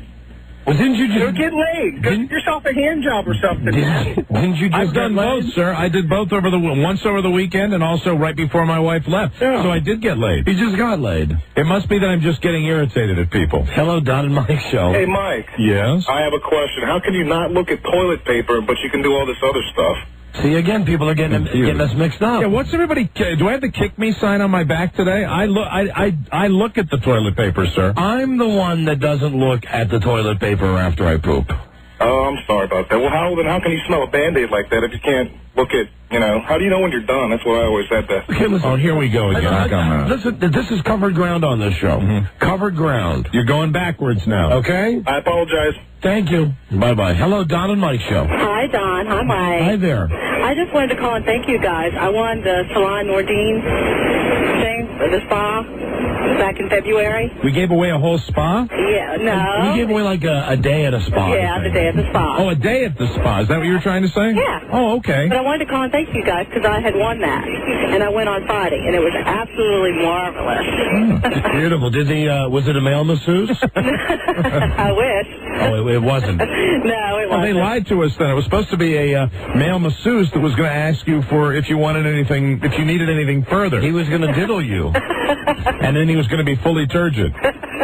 At the end of you would get the manicure, the pedicure, the haircut, then the massage, and you would, he'd turn you over on your back, and then when he rolled you back over, he'd be sitting there fully turgid, fully tanned, and said, is there anything else you require? Then you were supposed to get the moisturizing DNA shower. You didn't get that. Actually a female, and that's I had a not body right. wrap. Really? Yes, and the body wrap, I had nothing on, and she rubbed my chest and everything down. She rubbed your boobs? Yeah. Wow. Did she rub your nipples? Yeah, nah. No, she didn't do that. Did she would it be rubbing or kneading? actually rubbing. She rubbed it all, yeah, because she couldn't find the paintbrush to put it on. I bet. Wow. All right, honey. Thank you. All right, thanks, guys. All right, glad you had a good time. I'm so glad she had a good time, but really, she was supposed to open her eyes halfway through her massage with something bobbing up in front of her. Hello, Don and Mike's show. Hey, guys. I want to tell you about a game I play with my son. It's called the Oops, I Farted game. Yeah? We're laying on the couch, throw a blanket over us, like we're getting all cozy and watching TV and everything, and one of us will say, oops, I farted, and throw the other one underneath the blanket. Very great. That's great. Thank you. Good story. Yeah, bye-bye. Thanks, my friend. Hello, Don and Mike's show. Don and Mike. Yeah. Let me ask you, do you guys pick your scabs and eat them? Because I do that. I'm going to plead the fifth on that one. I'm going to say no. Scabs bug me. Even when you were younger? When you're a little kid and you get a scrape on your knee, you pick it and you look at it and then you... You know what? It depends. It depends on the degree of scab. If you're talking about a full scab, like from a skin knee or something, probably not. But if you're talking about like a cut... A little cut, yeah. You just picked at it, might find its way into my mouth. Okay. Thanks a lot, guys. Goodbye. Thanks a lot, bud. Bye. That's probably very bad. Like you're reinfecting yourself or something. I've never thought I've always thought that it's natural.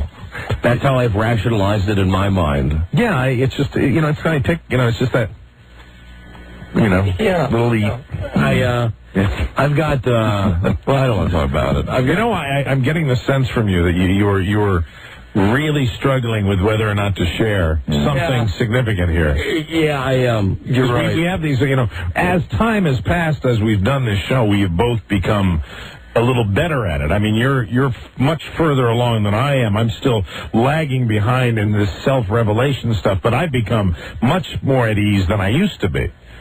But it just seems to me there's something troubling you right now. No, it's not troubling. It doesn't trouble me. I think it would trouble everybody. It would trouble the listeners, including some of the people in this room? Yes. Really? I think so. Would it trouble me, do you think?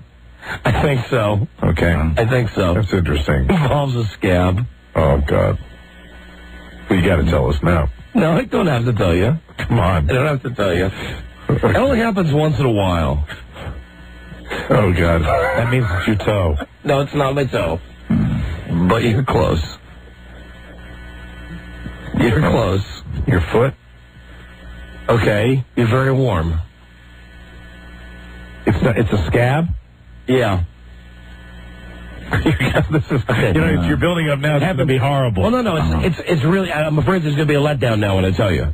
I'm ready for that. Recently, my wife got me a pair of tennis shoes. And on the back of them, they had a point that dug right into my heel and into my ankle. I mean, it was a combination. Right on your Achilles tendon? Right, as a matter of fact, right back here. So I wore them for a couple of days. It's like I got home and I took my socks off, and there was a big bloody spot on the back of my ankle. Right. Where this shoe had been wearing against it. So I got a different pair of shoes, and it healed. And I was, cutting my toenails. Right. And just doing my normal business. And I noticed that, hey, look at that. I got a nice scab that's formed there. And it seemed to me if I pulled, it got to the point where if I just pulled the scab off, that there was just that nice pink skin underneath. Smooth. And it would be close to being healed. Right. Yes. So I pulled the scab off, and I ate it. That's not that bad. I ate it. No, you're fine. Yeah, but it was fine. From my foot. I mean, it was my ankle. Yeah, at least it wasn't down there, where the toe is. But technically, it was from my feet. I think we're all fascinated. And, the bottom line is, anything that comes out of our body, anything that's produced by our body, as far as like a scab or something that you have that comes out of your eye or your nose, or your ear, I have never eaten stuff out of my ears. I did one thing. This is horrible because now I'm just grossing out the world here. One time my inner ear was itching. Yeah. And what I do occasionally is I'll be driving along and I'll take my sunglasses off and I'll just stick the end of the sunglasses in my mouth and I'll be just driving along with them. A lot of people do that. You kind of chew on the end of your sunglasses. Right. And I didn't do this on purpose. I did it by accident, but I'd had an inner ear itch and I used the end of the sunglasses to dig down in there into the ear. Yeah. And then I pulled it out and I think I wiped it on my pants leg.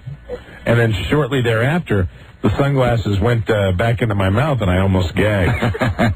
You ever smell a Q-tip after you clip your ears? No, yes. I don't do that. I have done that. No, I never do that. I've done really bad. I hate that smell. Really, I've never had that smell. I've never done it. That's a bad smell. I get rid of the Q-tips. I don't. That I hate that. That's a really bad smell. Yeah.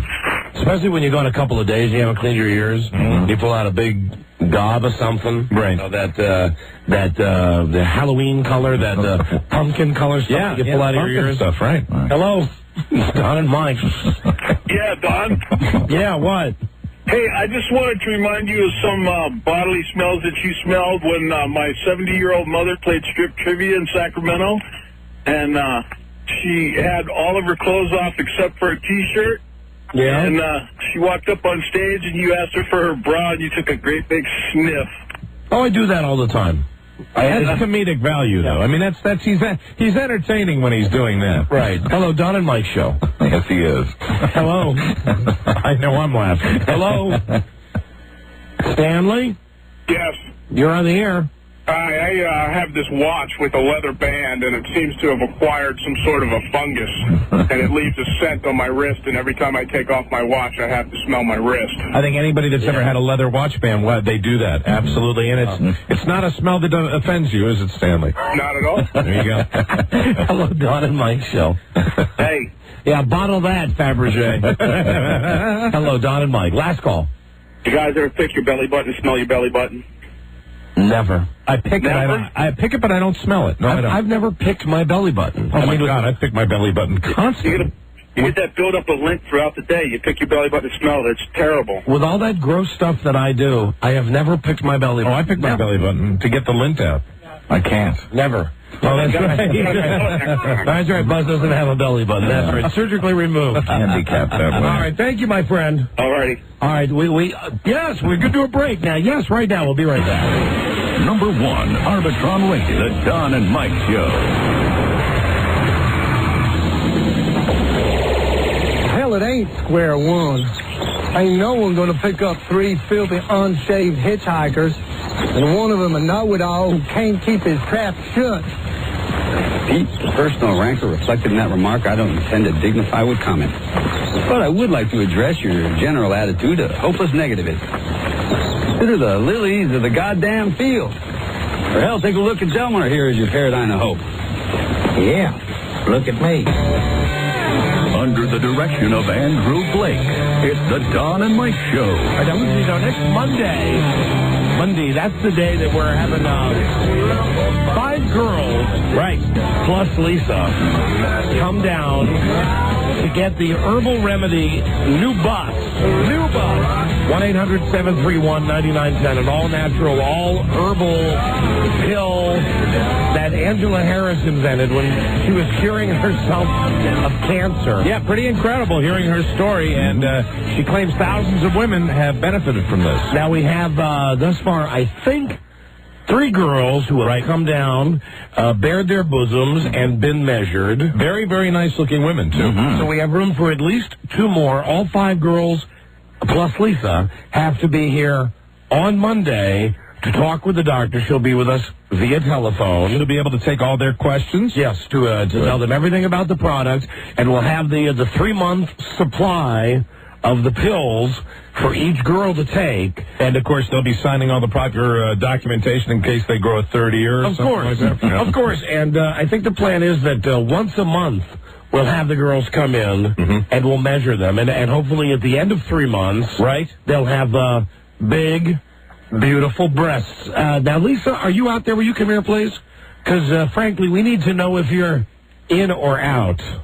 Is she undecided as to whether she's going to participate? Yeah, and I've just heard that Lane Closure, our traffic reporter, she is also thinking about it. Very good. A lot of women are intrigued by this. Absolutely. Except Lane Closure doesn't know if she can get the day off work or not. I see. Okay. To come down. All right. I mean, I'm pretty sure I just heard Rob telling her we could swing it to give her the day off, right? What have you decided? I think that, I'm not going to be able to do this because... Everybody collectively. Ready? Here we go. Although I would love to show you guys my breasts and measure them here in the studio, I'm just realizing that, that this might be... I think that I don't think that I would benefit from it as others might. Others might need it a little more than I do. We'd make an extra spot for you. Sure. There could still be 5 girls and you. Yeah, I mean, you did come to us and say that you were interested. Oh, yes, I know I did. How does Nick feel about it? He's all for it? Yeah, sure. He's into it? Yeah. Have you talked about it with him? Uh-huh. Nick's my buddy after Friday night. Yeah. So that's Lisa's boyfriend. Yeah, he's a great guy. Nick's a very nice guy. He's cool with that? Oh, yeah, he'd be fine with it. I just don't know. What is it? Is it the showing of the breasts? No. No, then what? Is it the taking of the product? It might be. Maybe I didn't think about it, and I haven't done the research in it. I haven't spoken to my doctor. I don't think. Well. Okay, now she's lifting up her shirt, and we can see her bra. Me compared to the other gals that came in. Big difference. Yeah, right. Yeah, right. I just don't. And they said that it would work if you're smaller. Well, what is your bra size? 36, B or C, depending on the bra. I mean, a full B. A full B. Well, the guys are getting out the beach towels right now. That's right. So you're concerned a little bit about taking some product. Yeah, we're all disappointed. Yeah. It's your decision, Lisa. Yeah, I mean, we're not comfortable with it. We don't want you to do it. We didn't force you into it. Oh, no, absolutely not. As a matter of fact, it was something I wanted to do. You came to us and said you wanted to participate. So that's all right. Feel no pressure. You're letting the show down. So you volunteered to do something, and then you changed your mind. It's your prerogative. Right. It's your prerogative. Right. What's the main reason? Is it the stuff, the pills? Probably. I just... No. Come on. There's another reason. Well, what's the real... Just give us whatever the real reason is. Okay. If I'm going to take this thing for 3 months and it's going to make my boobs grow, and I'm going to be like, wow, and then I'm just going to keep taking it, and I'm just...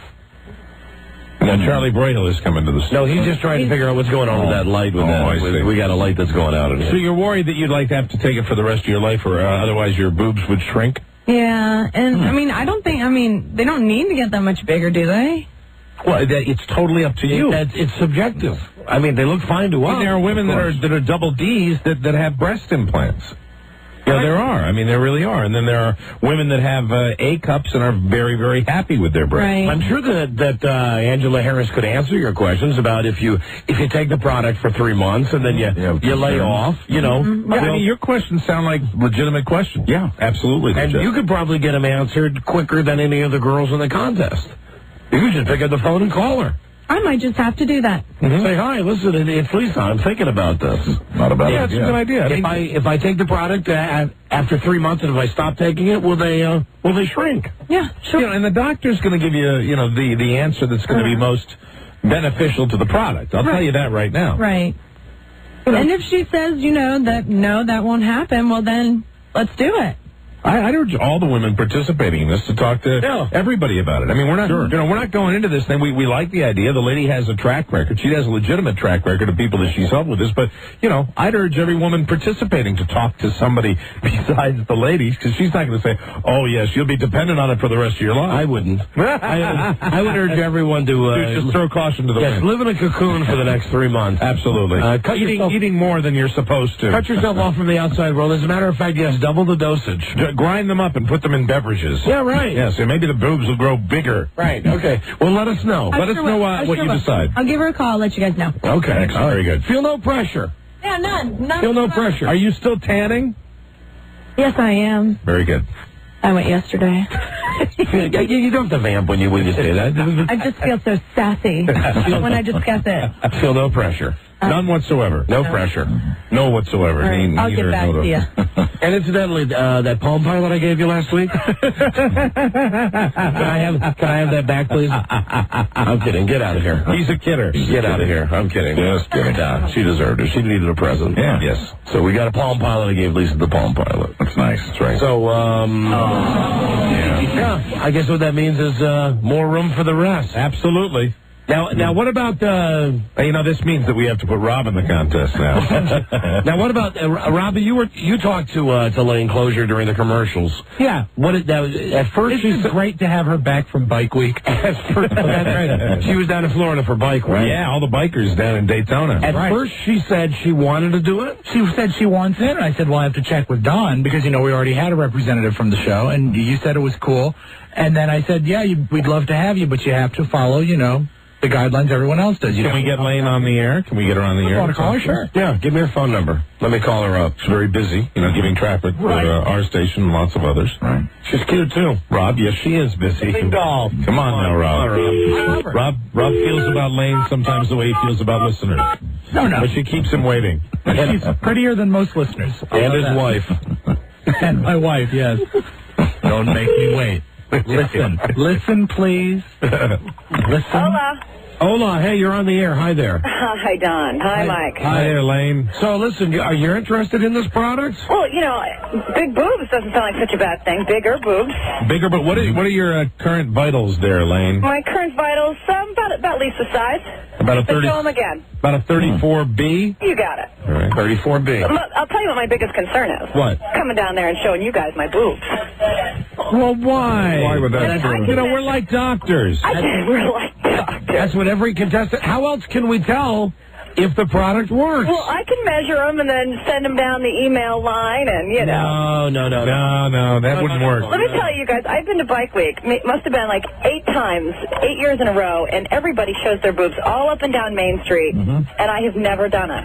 Really? Really? Well, this is a medical experiment. This is not a bunch of rednecks on their Harleys. Oh, professionals. It's just Don and Mike and Buzz and Rob. That sounds like more fun. It's totally up to you, Lane. Well, but you see, it wouldn't be fair to the other contestants. I call them contestants. Subjects, exhibits. It really wouldn't be fair to them, you see. Well, Mike, I think they might want to show you their boobs. Okay. Why? Is there something wrong with yours? No, I don't think so, but...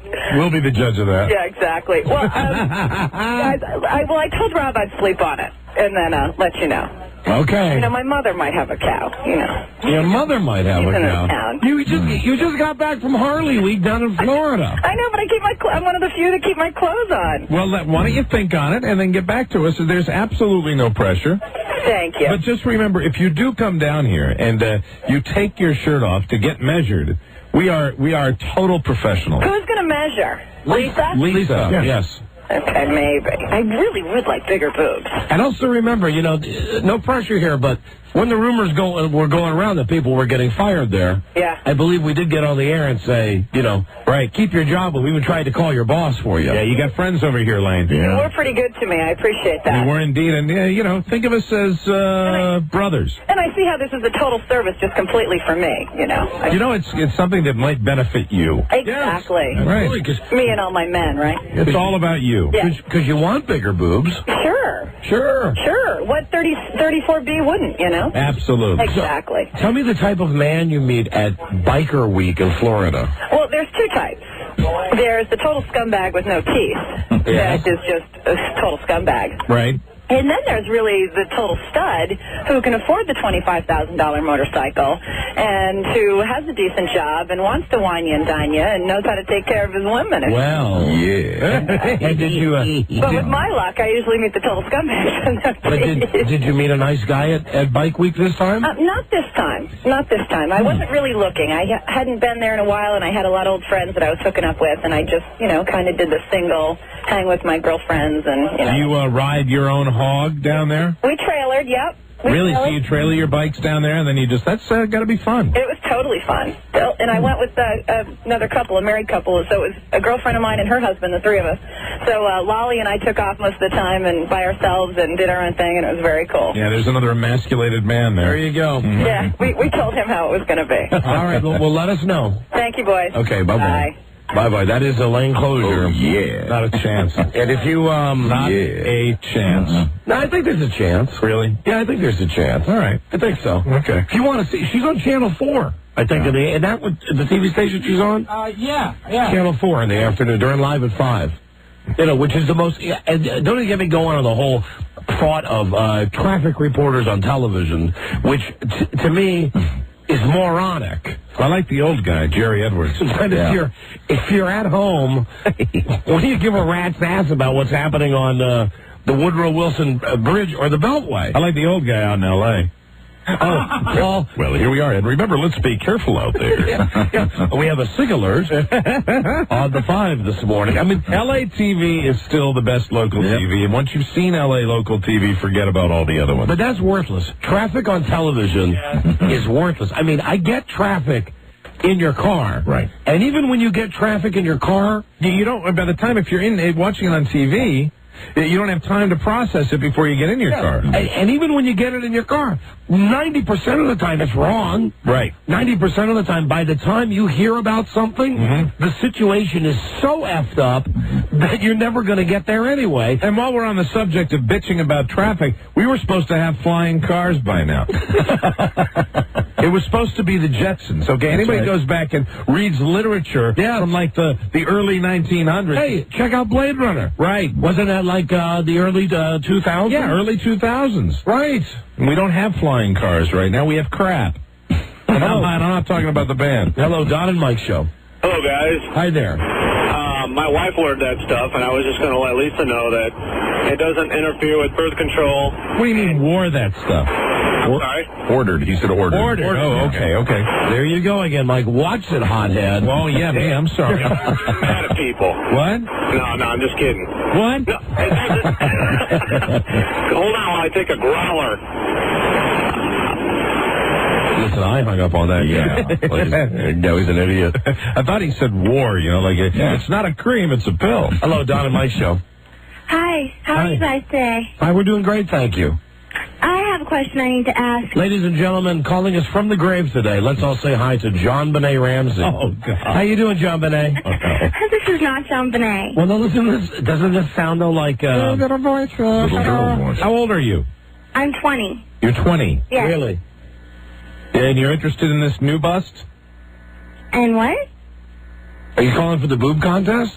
No, I'm not well, actually, I could be in the boob contest. What are you calling for? What I'm calling for is to ask you guys advice on giving oral.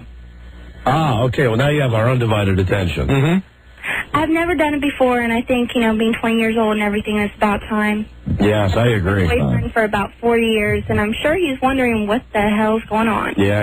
You're way late to this party. Way late. Way late. You're 20? My God. Go ahead, Satan. You guys think you could help me out on I mean, by, 14? No, stop that. It's only because you have daughters.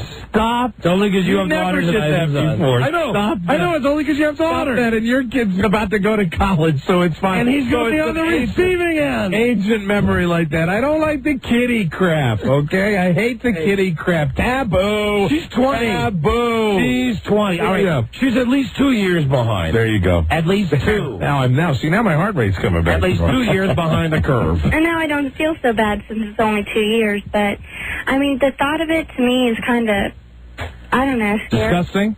Yeah. Well, listen, honey, I got news for you. I believe it's disgusting to every woman. I think it should be.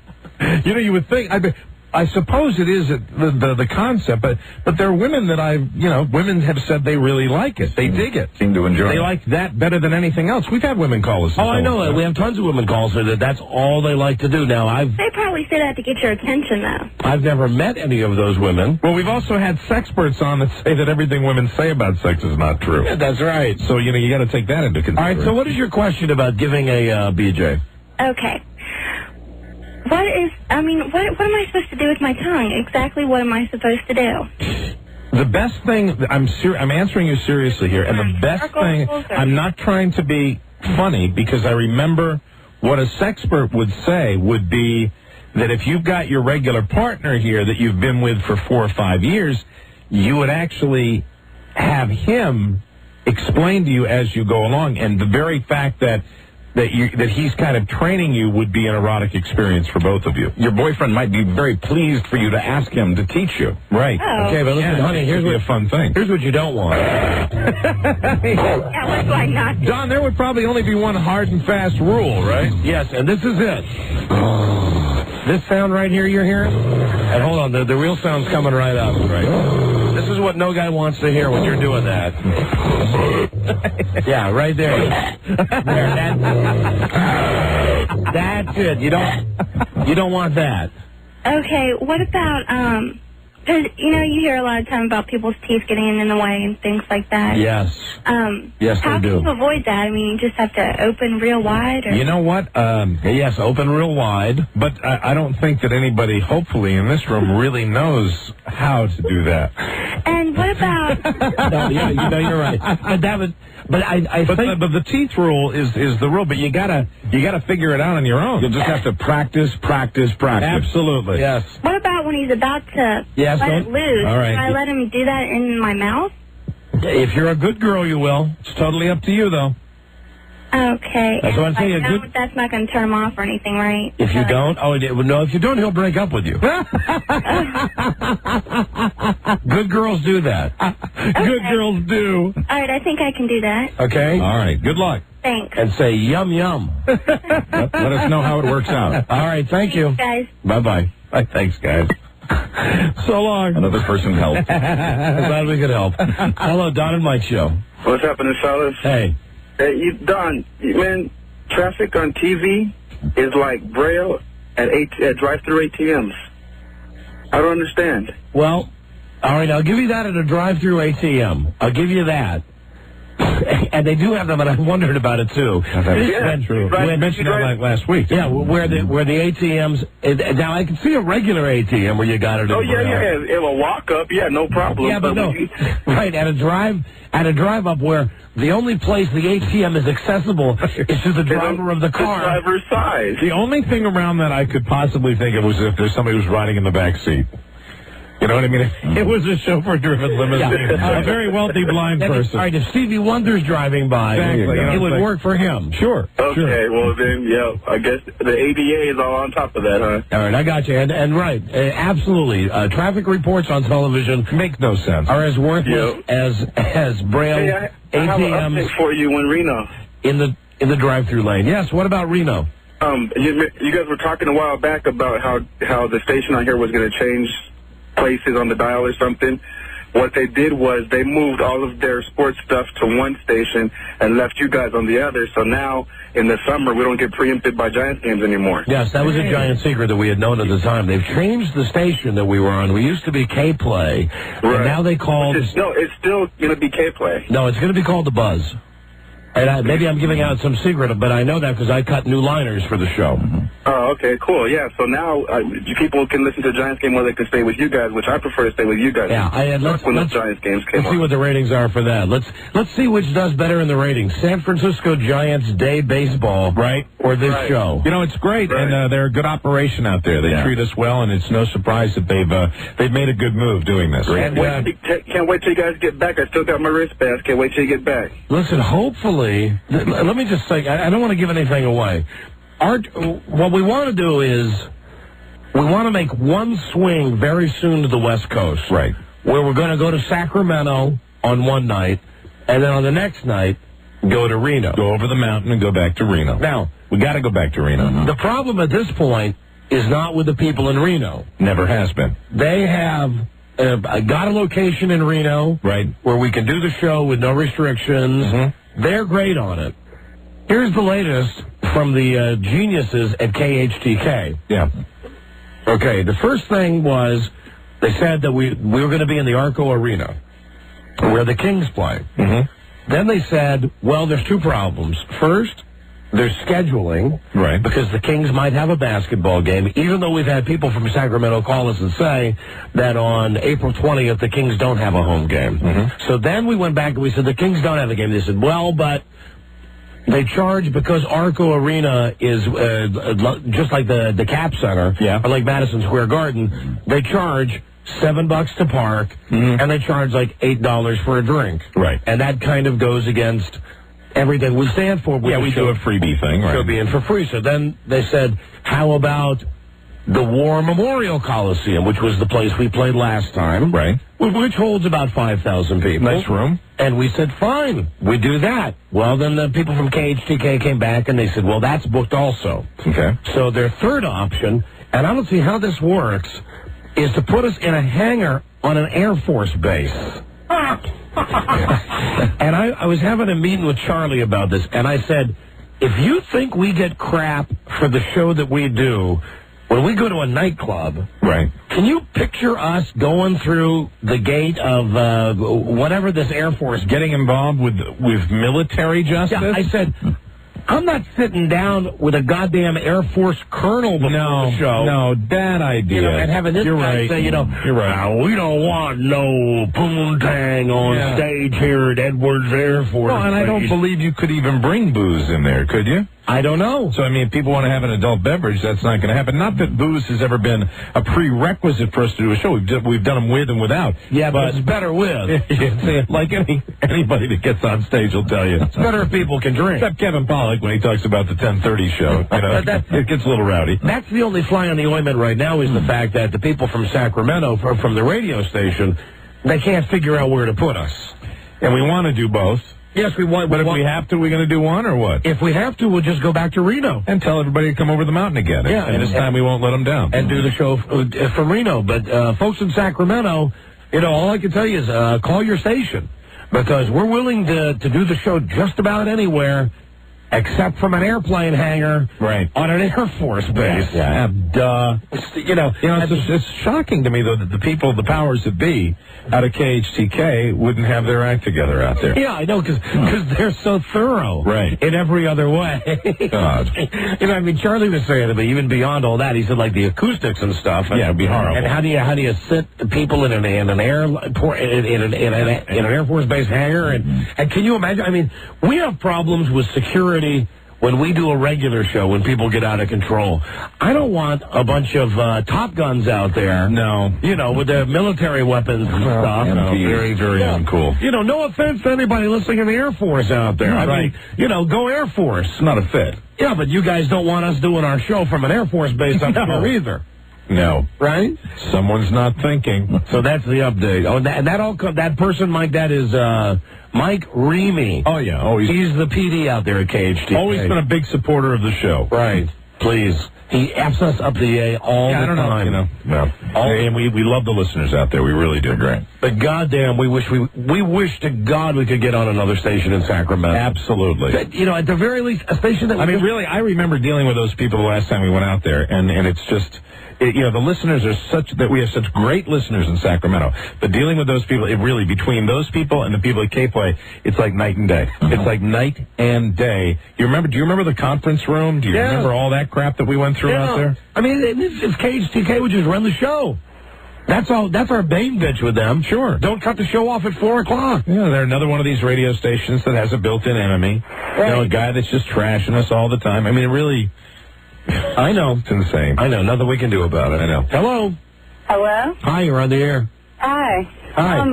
I was calling today to ask about, I just realized I was a lesbian about a year ago. Mm-hmm. And I've been working on how to come out to my parents, but I don't know how, and I was wondering if you guys... This is quite an advice show we're having today. All right, I'll give you the advice. Here's how you do it.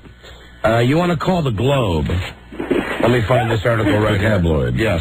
Because it says right here, Rosie O'Donnell. Rosie O.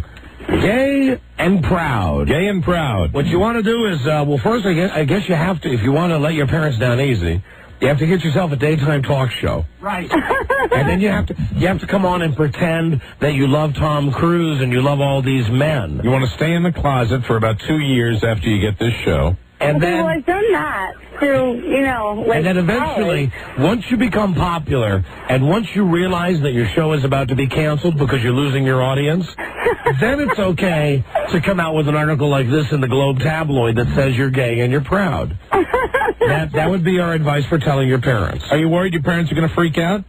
Well, kind of, but like, I mean, I think they'll be okay, but it's just like, a little touchy.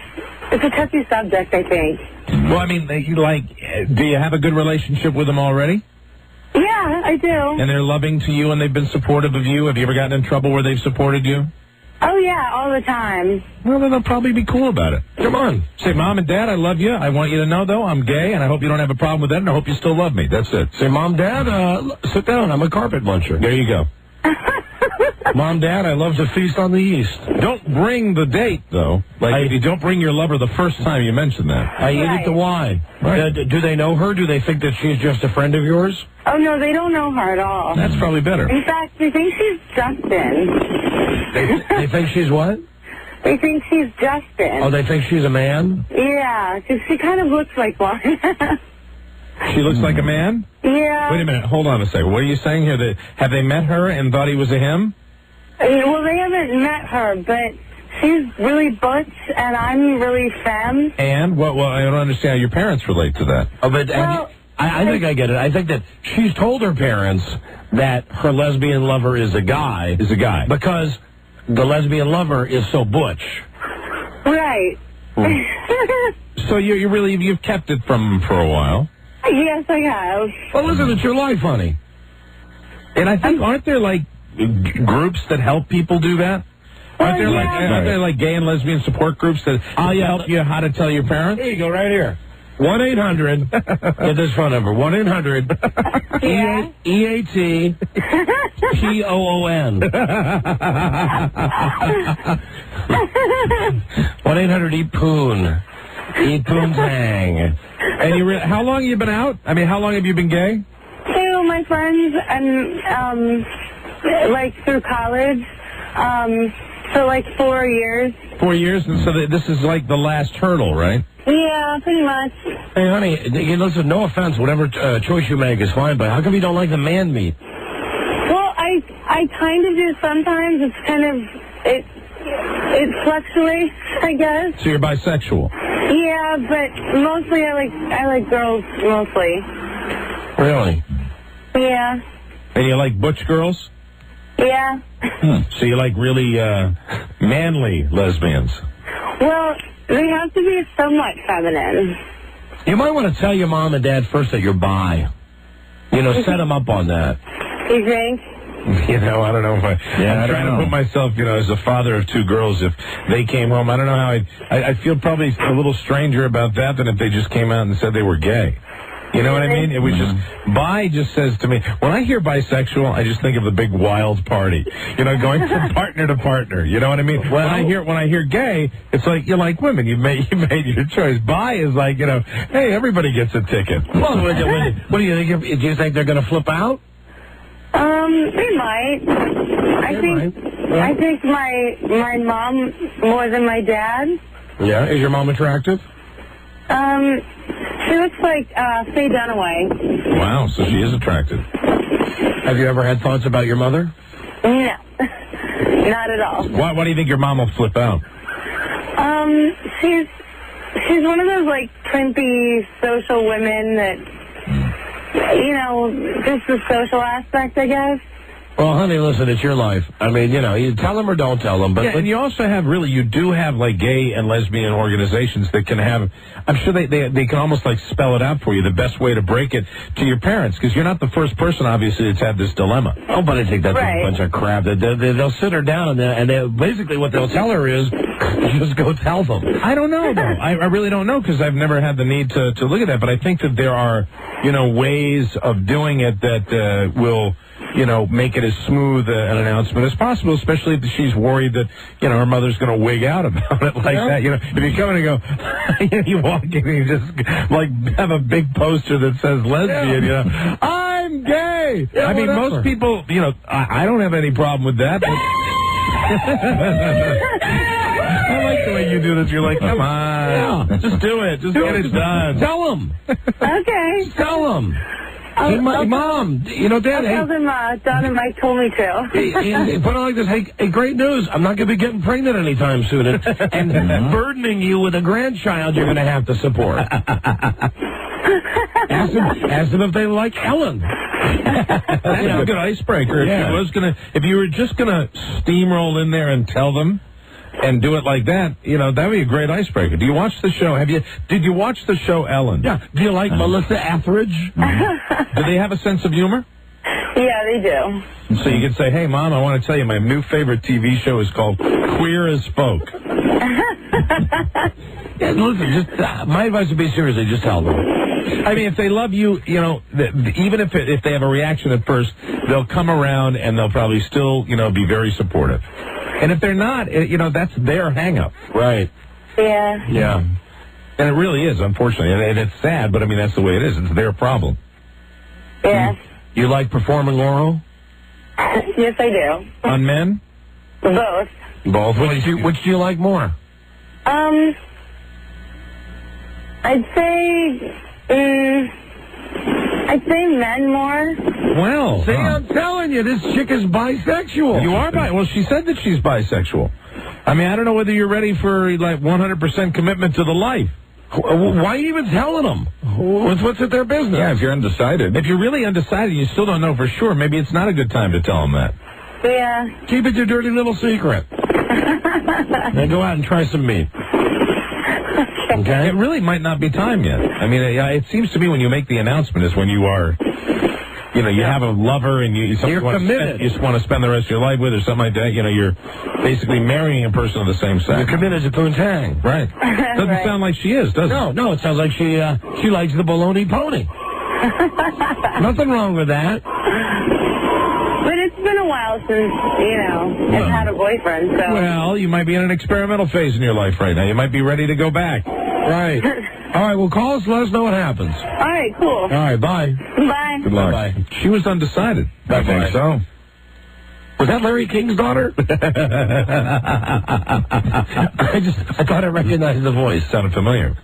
Dad. Hi. I've got something to tell you, Dad. I like boys and girls and breakfast. Hello, Don and Mike. Hello, Don and Mike. Hi there. Hey, I'm kind of mad at you guys. I tried to call that number, 800-EAT-POON. Yes. And it's the InStyle magazine. All I could do is order magazines. Are you kidding? Hold on, let me try it out. Wait a minute, hold on. Pretty funny if that's the number. That's no accident. EATPOON.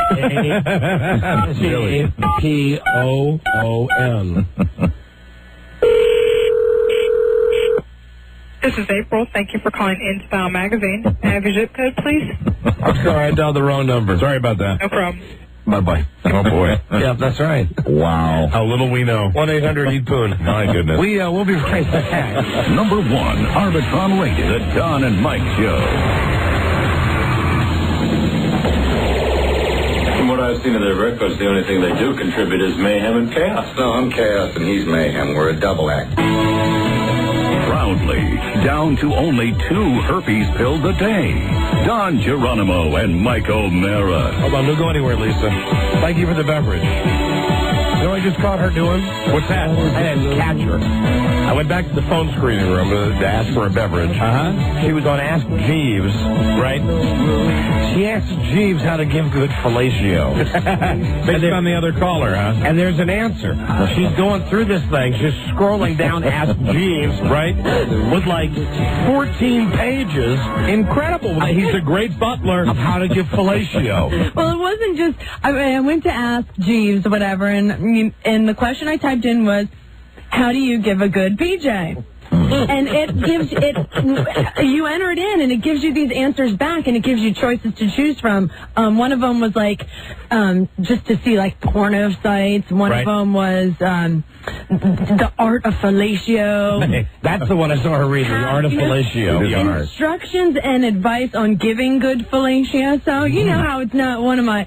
I like to think I'm okay. I'm good at it. I just don't do it. So I figured maybe if I brushed up on it a little bit, that maybe I would be a little bit more. And the lady that called, what would be the website? The Art of Fellatio. That would be where she'd want to go. I went through Ask Jeeves. Ask Jeeves. Okay. Just Ask Jeeves. How do I give a good BJ? Right. She typed in how do I give a good BJ. But she didn't use the letters. She used the full word. Yeah. The words. Yeah. And it worked. Oh, absolutely. I Blow got J. So that lady that called us earlier, go to that website. Yeah, and then there was one other option. It said something blah blah blah about fellatio, and I clicked on fellatio, and it brought up this whole other window and had all these sex-related. Fellatio, cunnilingus, and just went on with all these different things. So I found all these porn sites from Jeeves. Well, it doesn't surprise me that if you were asking that question, that you would be directed towards those kind of porn. But you know what surprised me is that Ask Jeeves is one of those sites that runs commercials on TV for kids, saying,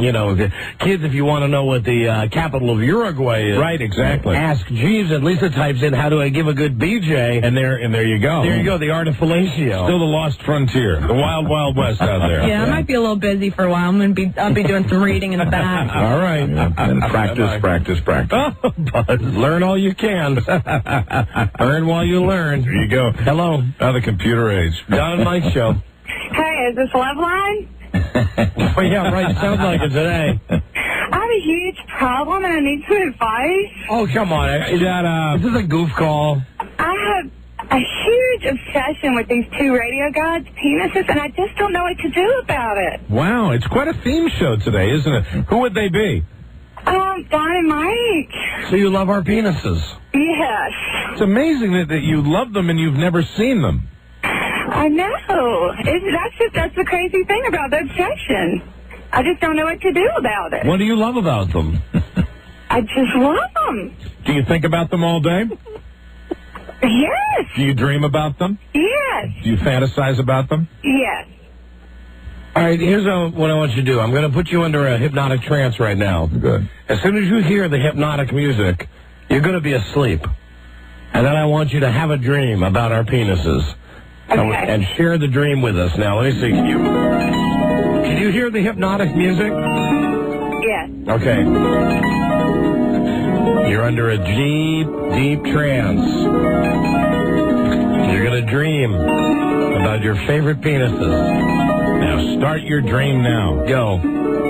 I'm walking along a big green, sort of grassy area, and I see something in the distance, and I don't know what it is, but I just keep walking, and then I get closer and closer, and it's like this kind of a flesh color, and it's very intriguing to me. So I keep walking, and finally I get there because it was so far, and there were these two giant erect penises in the middle of this green pasture. So I sit there, and I'm tired from walking for so long, and I just sit up next to one of them, and I'm on my back, and then bugs start just itching me, so I start trying to scratch my back against this huge monument in the middle of this grassy field, and then all of a sudden I feel something wet on my head. Hey, all right. Okay. That's enough. Right. Good dream, though. Yes, Give her a round of applause for that dream. It must have been raining, though. Yeah, it must have been raining. Must have been a cold, rainy, or warm, rainy night.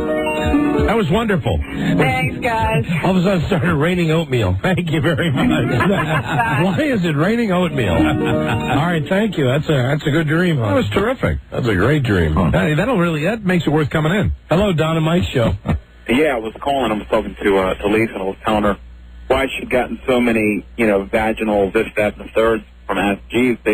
The company that started actually has gotten so many requests, sexually oriented and related, that they're getting ready to start up a new site just to kind of specialize in that part of their requests, to kind of keep it, like you were saying, from the kids, keep it clean or whatever. That doesn't surprise me. Yeah. Like the kids won't find the new dirty Ask Jeeves site. Well, that and the fact that they're making it like Jeeves' counterpart, kind of like the maid. The maid. Right. Ask her Pisha. They'll probably run into trouble with that, too. So why is the maid? Why is it the maid that's the dirty one? Well, Mike, because girls are dirty. You know that. Your daughter's notwithstanding. I mean, women are dirty. Thank you very much. Hello, Don and Mike show. No need to mention my daughters during that segment at all. Well, no. I was just you're sensitive about it. Yeah, that's right. Hello. That's right. Hola, Senor Don. You, Senor Mike? Hola. Hola. I have information on KHTK listener. Yeah. And it might be a good idea to go down to the military base. They are no longer military. One's a private Air Force base, and one's defunct. So that would be awesome. I saw Rush that guy, F-head. Right. And well, listen, I'm sorry. We're not doing the show from an airplane hangar. You're not going to do that. No, we do the show in nightclubs and arenas. Suspended from a blimp? No, we wouldn't do it suspended from a blimp. Now you make me sound like Dr. Seuss. You know, with Lisa hanging on the airplane. Oh, come on. The airplane? Get out of here, please. Okay. You know, why am I not surprised that Rush Limbaugh did a show from an Air Force base? Sure. Right. Well, he needed that. Right. No. That guy. Hello. Who is that guy? Don and Mike. You know, I listen to Rush Limbaugh, and a lot of people are surprised when I say I listen to Rush Limbaugh. I don't agree with his politics. The reason I listen to Rush Limbaugh is because Rush Limbaugh is a great disc jockey. I really, in my heart of hearts, I don't think he believes one word of the crap that he says. That is purely his act. He has taken it and run with it. Yeah, because if you remember, this is the real Rush Limbaugh from the early 70s. 14K. 903 and 14K on the award-winning Jeff Christie Rock and Roll Radio Show. With fun and frolic for all. Some of you, no doubt, still wondering what award I have won. I'll tell you. None other than the Marconi Award for Excellence in Broadcasting. Non-stop music. 14K. Music Radio.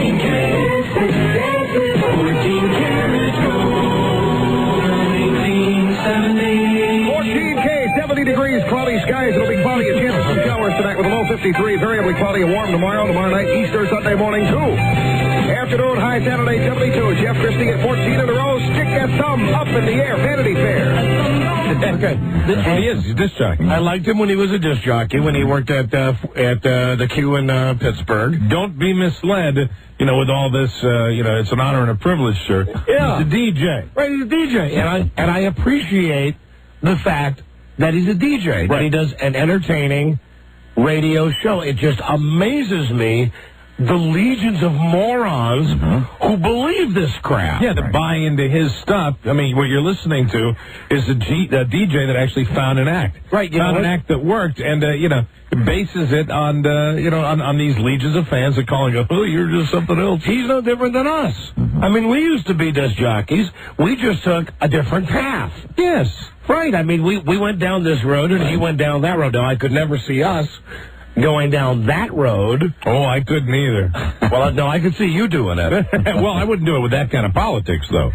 I wouldn't do it. I couldn't see myself going down the, that type of radio. Right. And I don't know whether it's legitimate. I don't. But what you say about like the whole thing being BS, I think it's an act.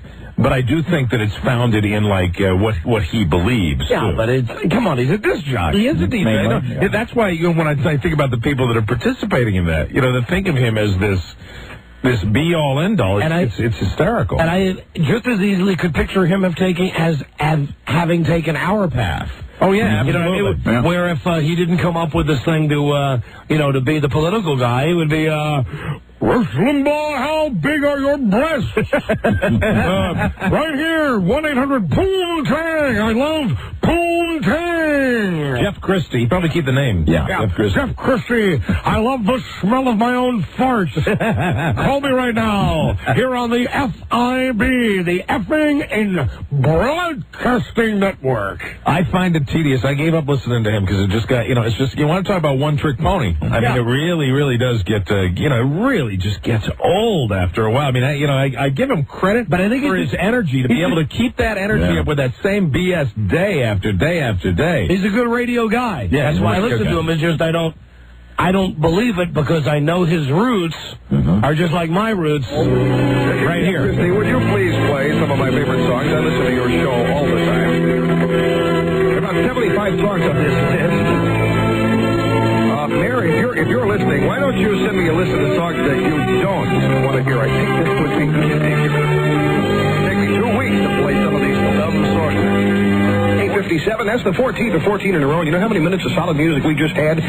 48.5. Uninterrupted minutes of music. Uninterrupted. 70 degrees now. The skies are cloudy. It's going to be cloudy. A chance of showers tonight with a nighttime low at 53. Variably cloudy and warm tomorrow. Tomorrow night, Easter Sunday morning. Afternoon high Saturday 72. The public offender program is aimed at the offender with the greatest employment handicap. It's designed to develop marketable skill and good work habits necessary to obtain gainful employment. That's right. For more info, call Goodwill Placement Counselor number 481-9000. Same delivery. Yeah, absolutely. Good time to get your Kawasaki at Everett and Fisher Cycle Center in Houston. 14K. This Saggy with a tie. The greatest adventure of escape ever filmed. Happy On is now showing at the Gateway Theater downtown. KQV, Pittsburgh. Music Radio. Music. All hit music and a little I Love You music from Charlie Rich. Very special love song, Dave. Gee, not particularly good this time. No, but it's the same. You can tell that it's the same Rush Limbaugh. That same authoritative delivery. Yeah, I mean, it's the same guy that used to be going, put up your thumb and catch a fare. It's Vanity Fair. Hitch to the right. Now it's, we need taxation without representation. Bush is great. Clinton is an idiot. No. My hemorrhoids are killing me. And, it just pisses me off the most is that about Rush Limbaugh, God love him, whatever success he has. He's richer than Jesus. Mm-hmm. Somebody told me that he was at a cigar auction in New York. Here we go. This is what got you. This is the whole thing here. I've said this about Rush Limbaugh all along. What did he do at the cigar auction? That he's a disc jockey and it's an act, but he's so friggin' rich and jealous, you bet I am. He bought, I love Opus X cigars. Right. The Fuente Opus X, the best cigar in the world. I would smoke them constantly if I had them. He spent $400,000 to buy something like 20 or 30,000 Opus X cigars. Oh, my God. And when I heard that, I took a turd in my pants. I thought, can you imagine that? No. From doing that, right? He's got enough money to go out and spend $400,000. It's funny because he looks. When you look at him, you wouldn't think he doesn't look like a greedy guy. Not one little bit. He doesn't look like a glutton. No. Christ. I got to pay $22 a cigar. Do you think he's like you, that he feels like he needs to stock up, though, in case there's some sort of bomb threat or something like that? Mike, he sounds like, he's taken that, you collect a few of them. Yes. A few million of them. I've got a couple thousand cigars. But do you really? I do. I've got about 2,000 cigars. Wow. But my Opus X, that's in the hundreds. I have hundreds of Opus X, which I have cultivated over the years. It's an investment. I can only imagine. Yes, investment in my lung cancer. I can only imagine what it would be like. Right. I can't. Did they come like in a special humidor and all that? I mean, or was it just a lifetime supply? No, it was some special charity deal. Right. Yeah, where like the Fuente family, the cigar makers, got involved or something. But I mean, Jesus, that's almost $500,000 for cigars. Pretty amazing. $500,000 for cigars. Jesus H. Christ. For this guy. 903 and 14K on the award-winning Jeff Christie Rock and Roll Radio Show with fun and frolic for all. Some of you, no doubt, still wondering what award I have won. I'll tell you. None other than the Marconi Award for excellence in broadcasting.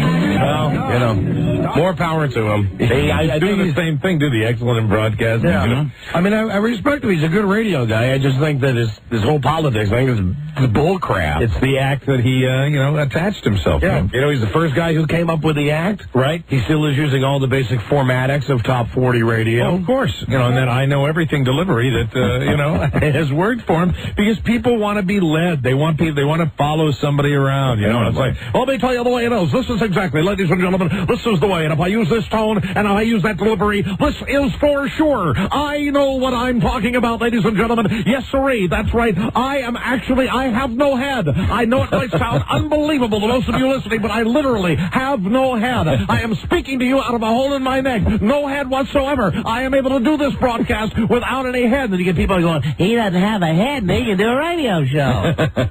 Megaditos, Rush. Megaditos. We like the fact that we can't believe you sound just as good without your head as you did before. I know I do. Yes, sir. And sometime I'd like to get together with it. First off, I'd love to raid the bastard cigar humidor. Sure. That's the first thing. But then what I'd like to do is ply him with a couple of drinks. The next time we go to New York, we go to NEW. Ply Rush Limbaugh with a couple of drinks. Steal a bunch of his cigars. Right. And then say to him, come on, really, this whole thing. You know, get him good and drunk. And get him saying, it's crap. I don't believe any of it. Absolutely. I'm a member of the ACLU. That's right. I'm a member of the Communist Party. Yeah. And Rush, what do you really think about the morons who call your show and worship you and think that you should run for public office? Unbelievably stupid lemmings. This is a bunch of stupid lemmings. Those retards. They're a bunch of tards. Absolutely. I actually voted for Clinton. That's right. Bill and Hillary. But how great is it to be able to spend $400,000 for cigars? Oh, no. Dittos to that. I looked at every one of my cigars and said, ditto. You can count on it because I'm saying it. He does say certain true things, like if he got on and said, today I had an enormous BM. the size of an aircraft carrier. And that carrier, of course, the brand new USS Ronald Reagan. If he had been doing the type of radio we're doing, right, that's probably exactly what it would be. Oh, let me tell you about my BM today, ladies and gentlemen. It was the biggest. I defy any American to produce a BM larger. I'm Rush Limbaugh. Peanut laden. Peanut laden. And I think I saw a license plate in there. No. That's right. As big as what they found in the stomach of Jaws. Jesus. It was a Louisiana license plate. It came up from the Gulf Stream. It came up from the Gulf Stream through my teenage colon. No. I am Rush Limbaugh. Hey, look what else we found in there. It's a popsicle stick. More power to him. He's a good disc jockey. Yeah, he is. I like that. He's a good disc jockey. Christ, he's about $1 million. Strike that. 20 million, 30 million times richer than we are. Jesus. And you know where I get, you have the cigar thing where you get jealous. I get jealous every time I see him in that AT&T Pebble. Oh, and he plays in all of them. He plays in the Bob Hope one. Yeah, he plays in all of them. You know who also plays in that? Rigdon. Oh, Rigdon plays. Yeah, I saw Rigdon one time playing in the AT&T. There's no justice. You know, that's my ultimate dream. That's one of my dreams. You know, it's always about golf with me. The dream, playing that. You know, it's like, and you know what they say? If I send in an application, no, I'm sorry, you can't play. Yeah, I'd like to. We have to get on in L.A. if we're ever going to do that. I'd like to run my dream past Frida. Hi, Frida. Can I have $400,000, please? To buy 20,000 cigars. Wow. Yeah. So he'll never run out. I guess not. I mean, you can never run out, right? I know. So how many? Work it out. You smoke. I know. Say you smoke 5 a day, which is a lot, right? Yeah. I smoke 2 to 3 a day right now myself. 5 a day, Rob. 7 days a week. 1,000 of them? What's that? And he has 20,000. 5 a day, so that's 4,000 days, roughly 12 years. 12 years. Christ. He won't be alive in 12 years. That's right. And somebody told me, the bastard smokes one every day during a show. He smokes a cigar during the show? During the show. Didn't we do that for a while here? Yeah, I'd kill to be able to smoke a cigar during the show. I'd kill to be able to do that. Yeah. But they've got this thing here about the equipment. Mm-hmm. Look at this equipment. Like a little cigar smoke would hurt this equipment. But mainly I did it out of deference to you and Rob. Well, if you did it, and I'm sure he's got it because he works with other people, and not everybody he works with tolerates that, he is probably not, this is going to make you feel worse. He probably doesn't just smoke it and is allowed to smoke in a studio where he brings it in. It's probably been modified so that he can smoke because he has guests in there, and he probably, has a ventilation system that's very expensive that removes the smoke from, I would assume he's not doing it from a little building, he's doing it from one of those high-rises. He does it from WABC. So the very expensive proposition of removing that smoke and putting it through the ventilation system. Right. So they spent a little money so he could have his stogie. I guarantee you that. 903 903 and 14K on the award-winning Jeff Christie Rock and Roll Radio Show. With fun and frolic for all. Some of you, no doubt, still wondering what award I have won. I'll tell you. None other than the Marconi Award for excellence in broadcasting. I'll tell you this, though, the legend. One last thing about him. Not that I'm obsessed with this guy. I had no idea that this lingered, that you were, lingering. The last time that we were in New York, hold on a second. Let me get my wife on the phone, because she'll remember the place. When we were up at NEW this summer, Frida and I, one day when we were walking around Manhattan, we went to, God, I wish I knew the name of the place. The cigar place? No. Hey, Hello? Hey, sweetie? Yes, my boo-boo. Hey, what was the name of that place that we went to in New York where we looked in Rush Limbaugh's cigar locker? Oh, yeah, that club. That wasn't even marked on the outside. I'd only read about it in some guidebook.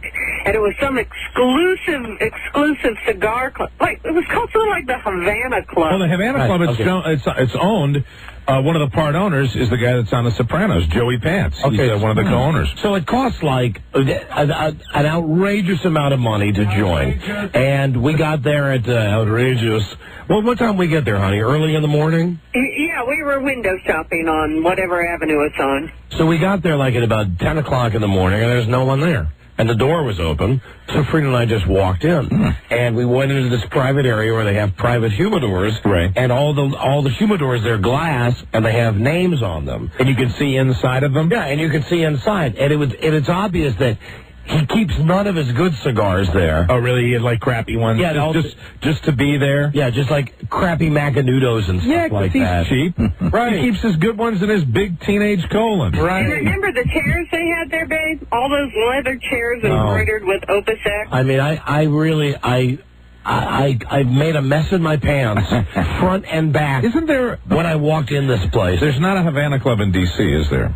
It wouldn't matter. Didn't they try to have one, but it didn't really fly? You might be right. I don't think it would matter because I know we couldn't afford it. Mm-hmm. There's no way I can afford to pay like $100,000 to go to some club. Is it $100,000? Yeah, sit with snobs and smoke cigars. Oh, you call them snobs only because you can't be there. Right.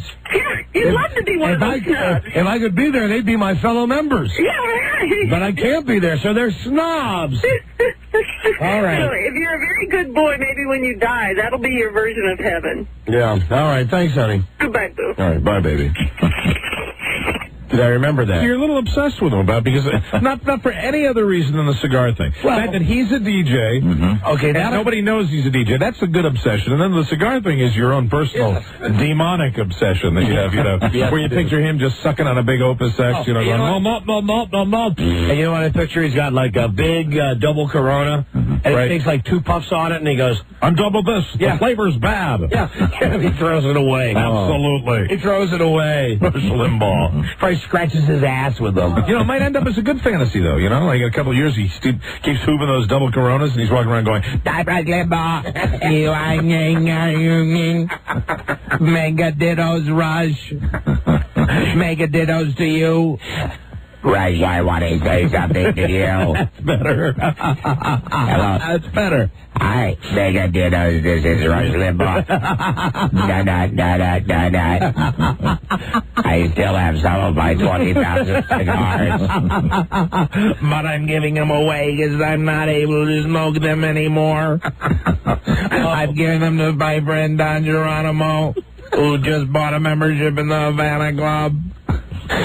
The only way I'd be able to do that is with the money from the insurance when my wife dies. Because there's no way she's ever letting me spend that money to join that club. Havana. Never. Okay. All right. Well, I don't know how we got on that. And I've got something for you, Mike. Oh, a bit of correspondence for you. Okay. Very good. For the Don and Mike Show, attention, Mike O'Mara. Excellent. Hello, Mike. My name is Juan Sanchez. Wow. And I thought I should share with you my wonderful encounter with your wife on the cruise ship. Okay. Thanks, the Juan Sanchez. Our eyes met across the dance floor. You need music for this, really. I mean, if you're going to do it right, put the music on. Right. All right, give me some music here. This is my worst fear. Here we go. My worst fear realized right now. Here we go. Our eyes met across the dance floor with the rhythmic music boiling our blood into lustful wanting. I could tell immediately that Laura was undressing me with her eyes. She motioned to me to come over with her flirtatious nodding of her head and the open crossing of legs, showing her lacy panties. We danced, my one hand warm upon her swaying hip, and her hand in my other hand squeezing with appreciative affection. I like it when somebody does this that can write fairly well. She asked me to come to her cabin, wherein she invited me to help myself to a drink, as she changed out of her orange dress into something more comfortable. She exited the bathroom wearing a sheer nightgown, her figure outlined with the moonlight shining through the portal of the stateroom. I drew her close, my lips brushing her ear. She quivered as I lifted her petite body onto the bed, where we made passionate love. Oh, no. All night. Juan Sanchez, huh? Told her I was a big fan of the show. She said she could get me a picture. Mike, nothing personal, you understand. I understand, Juan. Just two ships. I know. Passing in the night. Well, I'm so glad you were a fan of the show, Juan. And that takes some of the pain away. Hey, don't throw that away. Good luck. I'm going to take that home. Take it. Show it to her. Absolutely. Let's clear the lines out.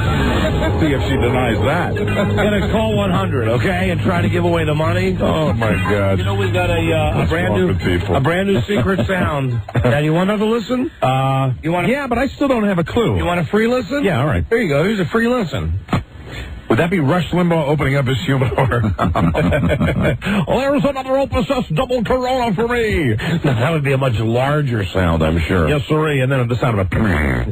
Here's the sound. That's the secret sound. Worth $500. You got a shot right now. Call Lisa at 877-365-3636 and be the 100th caller. Number 1, Arbitron rated, the Don and Mike Show.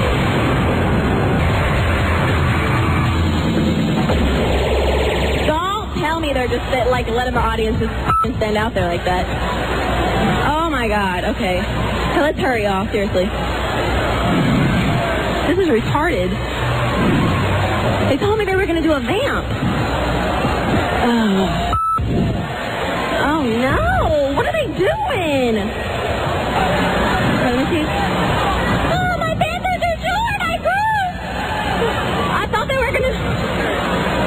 I'm just not going to just stand out there. I thought they were going to down. Okay. Okay, thanks. This is retarded. All right. Britney Spears. Wearing their game day attire, Don Geronimo and Mike O'Mara. Let's get a call 100. Name this sound. Oh, they got too much stuff going there. He's talking too much. There he goes. Here's what we wanted. Hello, Don and Mike Show. I am caller 100. Yes, you are. All right. What's your name, my friend? Steven. Where are you from, Steve? I'm from Baltimore. Steve, you won the Book of Shadows, Blair Witch 2. I'm not going to read all of this. You won the DVD and the CD. Great. And the thing here is that the DVD's on one side. The thing is, and the disc is on the other side. Oh, cool. So you can actually listen, you can watch it, and then flip it over, bring it out to your car, and listen to it. Correct. Great. Book of Shadows, Blair Witch 2 in stores now. More importantly, you'll be playing for $500 with Secret Sound #1. Yes, we've brought back America's favorite radio contest. Yay. Good. The Secret Sound, a common everyday sound heard throughout America. Are you ready? I am. You'll play for $500. Please don't answer till Mike sings like Dean Martin. I'm going back a ways now. And we wish you Godspeed. Caller, name this sound. There it is, Ann. There it is. Common everyday sound.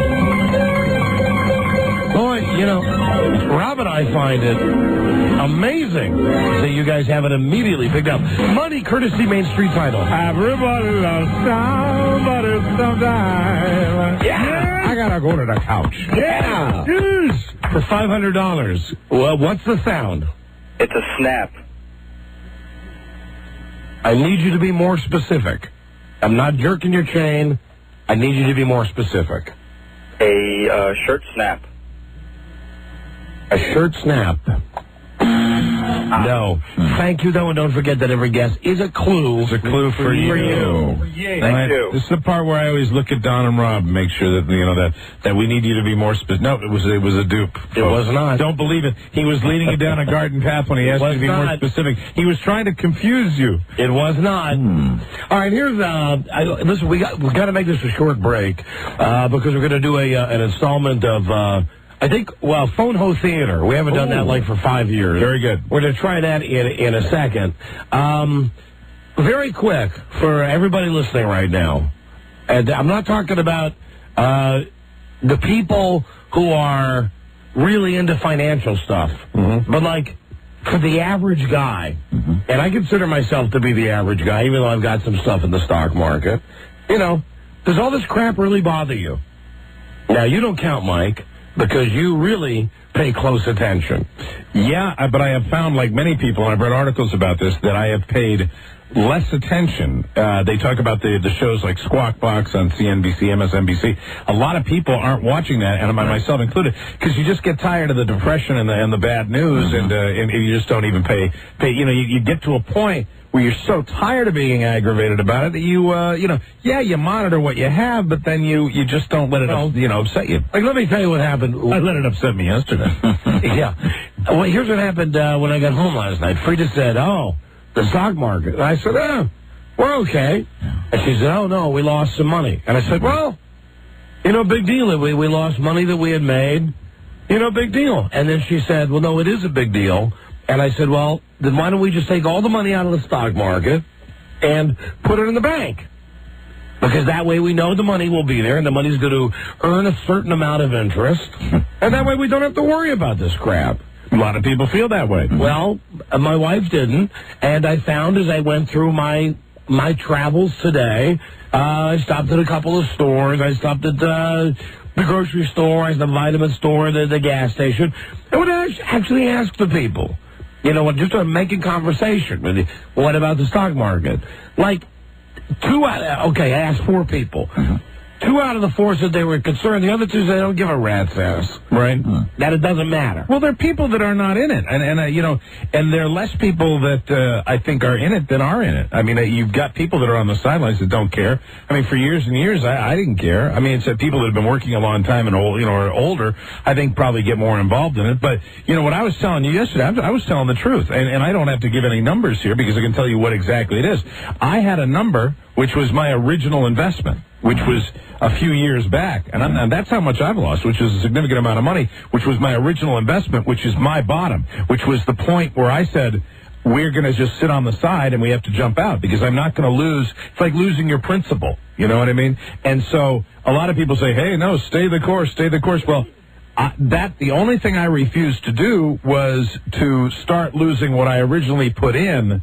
And so, I'm basically, I was extremely close to that yesterday. I don't think that's the case today, but I was very close to where, and it was a thought-out guy with an investment advisor where he was saying to me, what we do is, if this climate happens and it continues, we put it on the side for a brief period of time and then we get back in. Unfortunately, this is the reality, and a lot of people are facing the same dilemma as far as, whether to hop out, whether to stay the course, but, that's what, I think I was joking with you guys about it, but I was very serious about, I had a lot of conversations about that yesterday. A lot of people that I spoke with that are investors in the market were, the last couple of weeks have been around this level that they've had to make some serious decisions. And I don't know if they are panicking people. No, this isn't a panic decision. Necessarily. No, this was actually a thing that was thought out months ago. That was just like, if it gets to that point, then you just have to be realistic. Because the only thing from my comfort zone that I didn't want to do was lose what I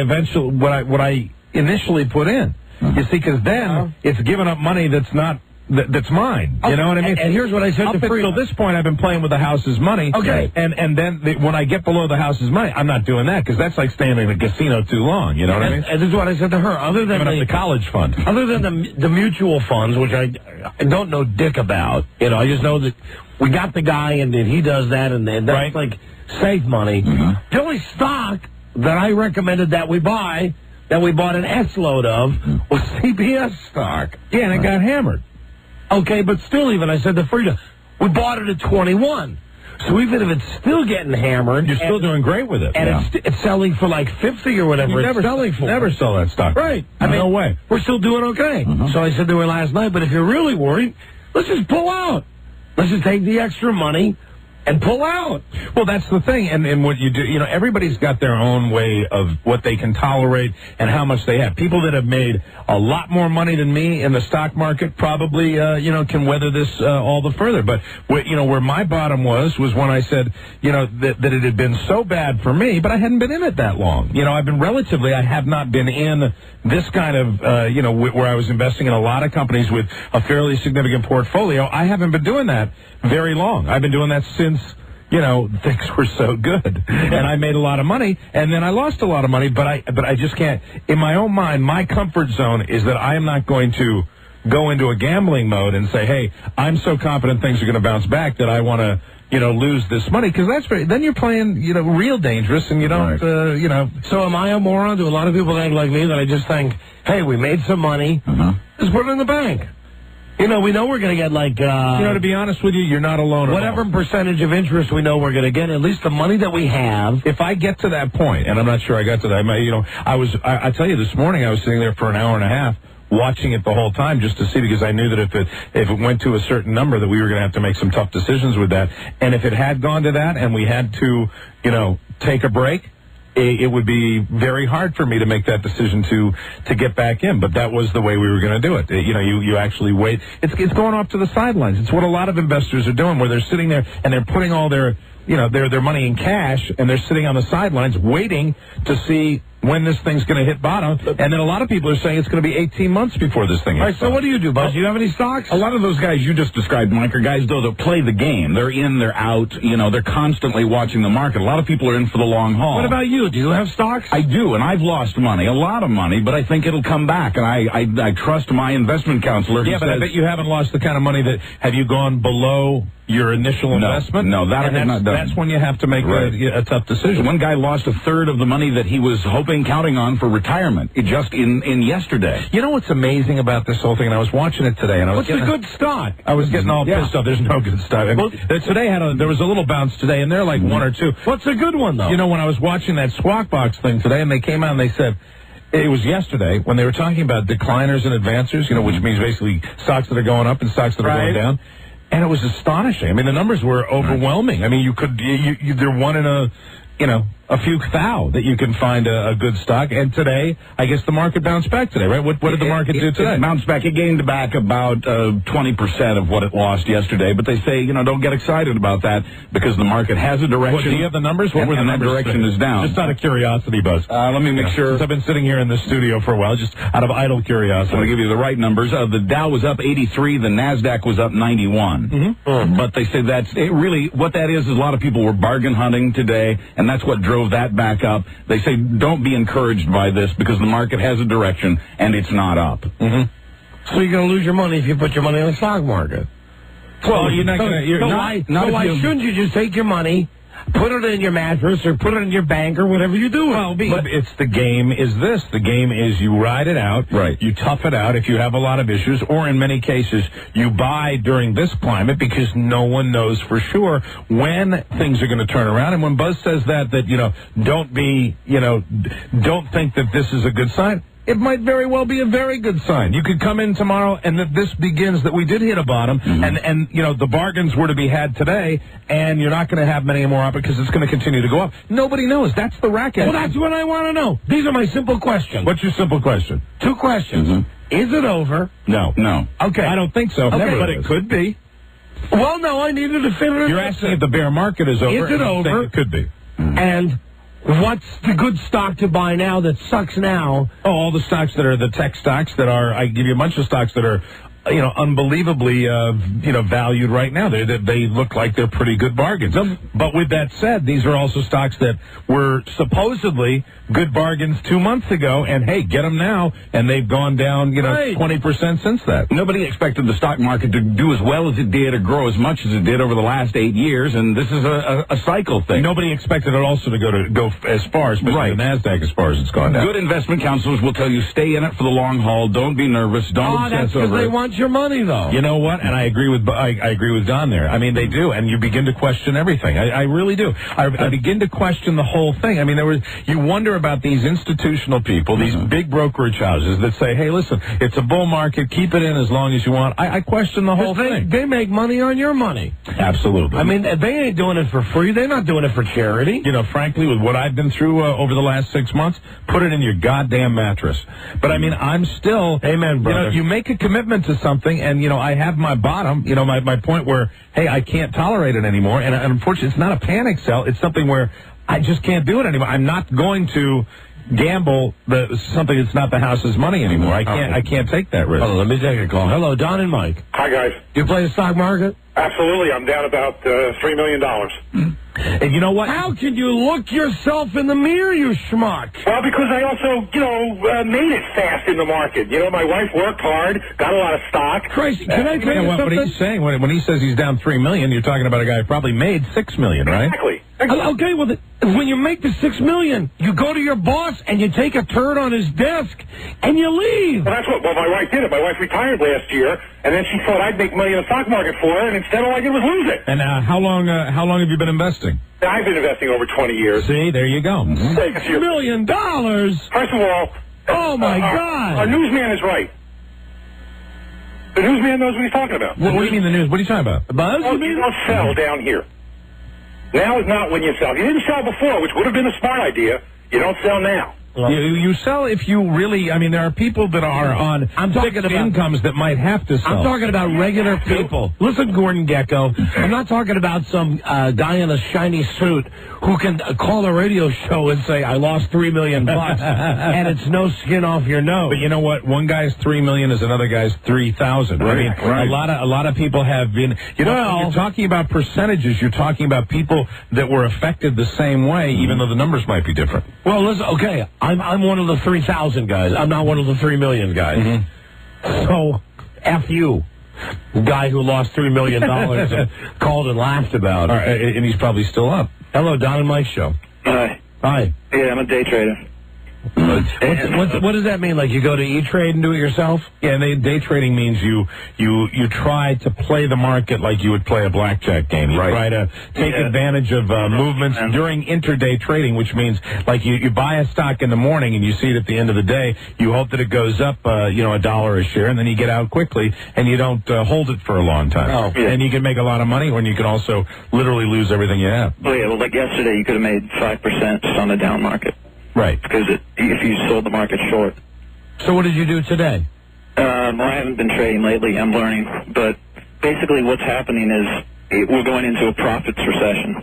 So if companies don't put out better earnings, people are going to have to decide whether or not to take their money out. You know what? This is like in school. When the teacher would talk and I would just blank. Give it to me in dumb guy speak, okay? Hello, Don and Mike show. I gave it to you what he said. What he's saying is we're going into a period of time now where every company that comes out and says, hey, here's how we did, like CBS says, here's how much money we made, and they're all giving warnings that we're not going to make what we thought we were going to make. We're all losing money. We're all not making nearly as much money as we thought we were going to make, and because of that, the stock prices are going down, and because it's going to continue, the down market is going to continue, and a lot of people agree with them. There's some people that don't. There's some people that say, then I pull out. There's some people that say you've got forecasts that are outside of this quarter that are saying, hey, we're not. We're actually going to come back. We're going to bounce back on that. Well, but it's really hard to tell. It will come back. The question is, I love sooner my money. or later? That's the question. I love my money. I don't want to borrow with my money. Hello? I understand. Hello? Hello. You're on the air. Don and Mike. Hello. I invested money into my kids' college fund, and they paid tax last year. I'm talking about 4-year-old boys, a set of twin boys, and we paid $350 each for capital gains stuff. And now this coming year, they've lost almost half of it. You put $350 in for a college fund for your kid? No, that was what they paid in taxes on the money that they made over the past couple of years from the stock market. Well, you only pay taxes on that money if you sell the stock. Did you sell the stock?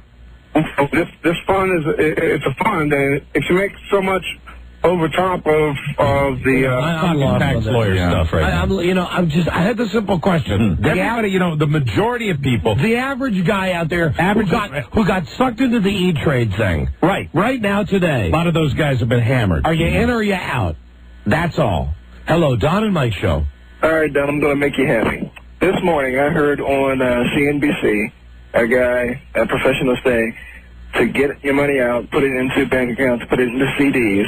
He said, yes, you look long-term, but you make money long-term by looking to the short-term investment. All right, and I also think this. I think anybody who watches CNBC and makes a decision on what they say on CNBC is out of their mind. Is a dope. Because you could go back over the year and listen to those people. It might be a push. It might be 50-50 on what they say. But these people, one of the things, I read an article about these people getting slammed because these alleged analysts that are supposed to be such experts, they're throwing things at a dartboard, too. They don't know. I mean, if they knew, they would have, everybody be getting ready. Like weather guys. It's like you watch ESPN and Chris Berman picks the games. Who actually goes out and bets money on what Chris Berman thinks? And you're also talking now about certain traditional models that are not holding true. And really, you get a lot of people saying, hey, stay the course, stay the course. Well, you know what? A lot of people are making money if people stay the course. Hello. A lot of people are interested in it, but it might not necessarily be true. Hello, Don and Mike. Are you in or out? I'm in. You're in. Thank you. Hello. I know you laugh at that, Buzz, but that's the truth. I mean, really, they're saying now that a lot of this, stuff that, you're in it for the long term. You stay, a lot of people. Right, because they want your money. You're trying to do that, but it continues to erode, and these are the same people that said, hey, we're really not in a bear market. Hey, listen, are you in or out? I'm in. You're in. Okay, thank you. Are you in or out? Hello. Hey, Don, I'm in, but I got one thing to tell you. No, I'm sorry. I want to give you a little piece of advice. No. Just need in or out. That's all. Hello. Are you in or out? Hello. Are you in or out? Oh, I'm definitely in for the long term. All right. Are you in or out? Okay. Hello. Are you in or out? Hey, Dad. How you doing, guy? It is. Hey, how you doing, guy? And you know what I have to say while I sit there and I say things to Buzz like, things are not as they, traditionally have been. I'm also in. When I say that I've got that bottom, that's not a bottom where I'm saying goodbye to investments and investment guys. That's my bottom where I do have to put it over to the side, but also I'm going to get back in because I think it is a good way to, to make money eventually. Not me. It's just like you said. You're in, too, because your wife keeps you in. No, but my wife keeps me in. The only stuff... If you're in mutual funds, you're in the market. That's the same thing. Mutual funds are the stock market. Okay, but I'm not like one of these dicks who goes... Hey, Dad. Hey, look, Oracle's up today. I'm going to buy me some Oracle. Right. You mean like day traders? Yeah. Yeah, I mean guys that... well, they're not just... And day traders... day trading is like a strategy, but they're also the... casual investors, the e-traders, the people that did it online, and, they were, I think, a lot of the reason why you had the market going up 400 one day and down 200 the next day and that type of thing. It's a different climate now. Artificial. Is it still over 10,000, Buzz? Let me check. Yeah, it is, Buzz. Yeah, I mean, if it, if you're talking about the market going up 80 today, so I'm not obsessive on it. Yes, it is above 10,000, and NASDAQ is at or just above 2,000. Okay, well, that's the only one I want. So it was a good day, relatively speaking. Over 10,000 is good then. Right. Stabilizing day, which is what they wanted to see, so we'll see what happens. Hello, are you in or out? Well, I'm in, considering that I bought at $10 to $15, and as of yesterday, the stock was worth 5 cents a share. What stock is that? Oh, my God. It's 5 cents a share, man. And what is what stock? Can't get out. What is the stock? It's a company called Access Power. Oh, really? I thought it was Westwood One. Hello, Don and Mike show. Hello. Are you in or out? I'm an outie. You're out. Thank you. Hello. Are you in or out? I'm in. In. Thank you. Hello. Are you in or out? Huh? Are you in or out? I'm in. I'm in. Now's the time to just hold on, hold tight, and, there are a lot of bargains out there, too. You never know. You may be able to find something. Everything's inexpensive. You got to look long term. Listen, I guess I'm the only one that wants to pull my money out and just put it in the bank. I feel I'm with you a little bit. I'm not going to because it's an emotional thing to do, and you're not supposed to get emotional about the stock market. But it's damn hard not to get emotional about it. And I was ranting and raving in the hallways yesterday. Okay. Because I never thought I really knew it was going to be bad, but I think a lot of people thought it was going to be bad, but I don't think anybody thought it was going to be this bad. All right. Well, I guess most everybody is in. Stay in there. But you can also, I just want to throw one little thing in, okay? What? Japan kind of went through this a few years back. There were big stories about Japan doing this, and Japan has not recovered from this.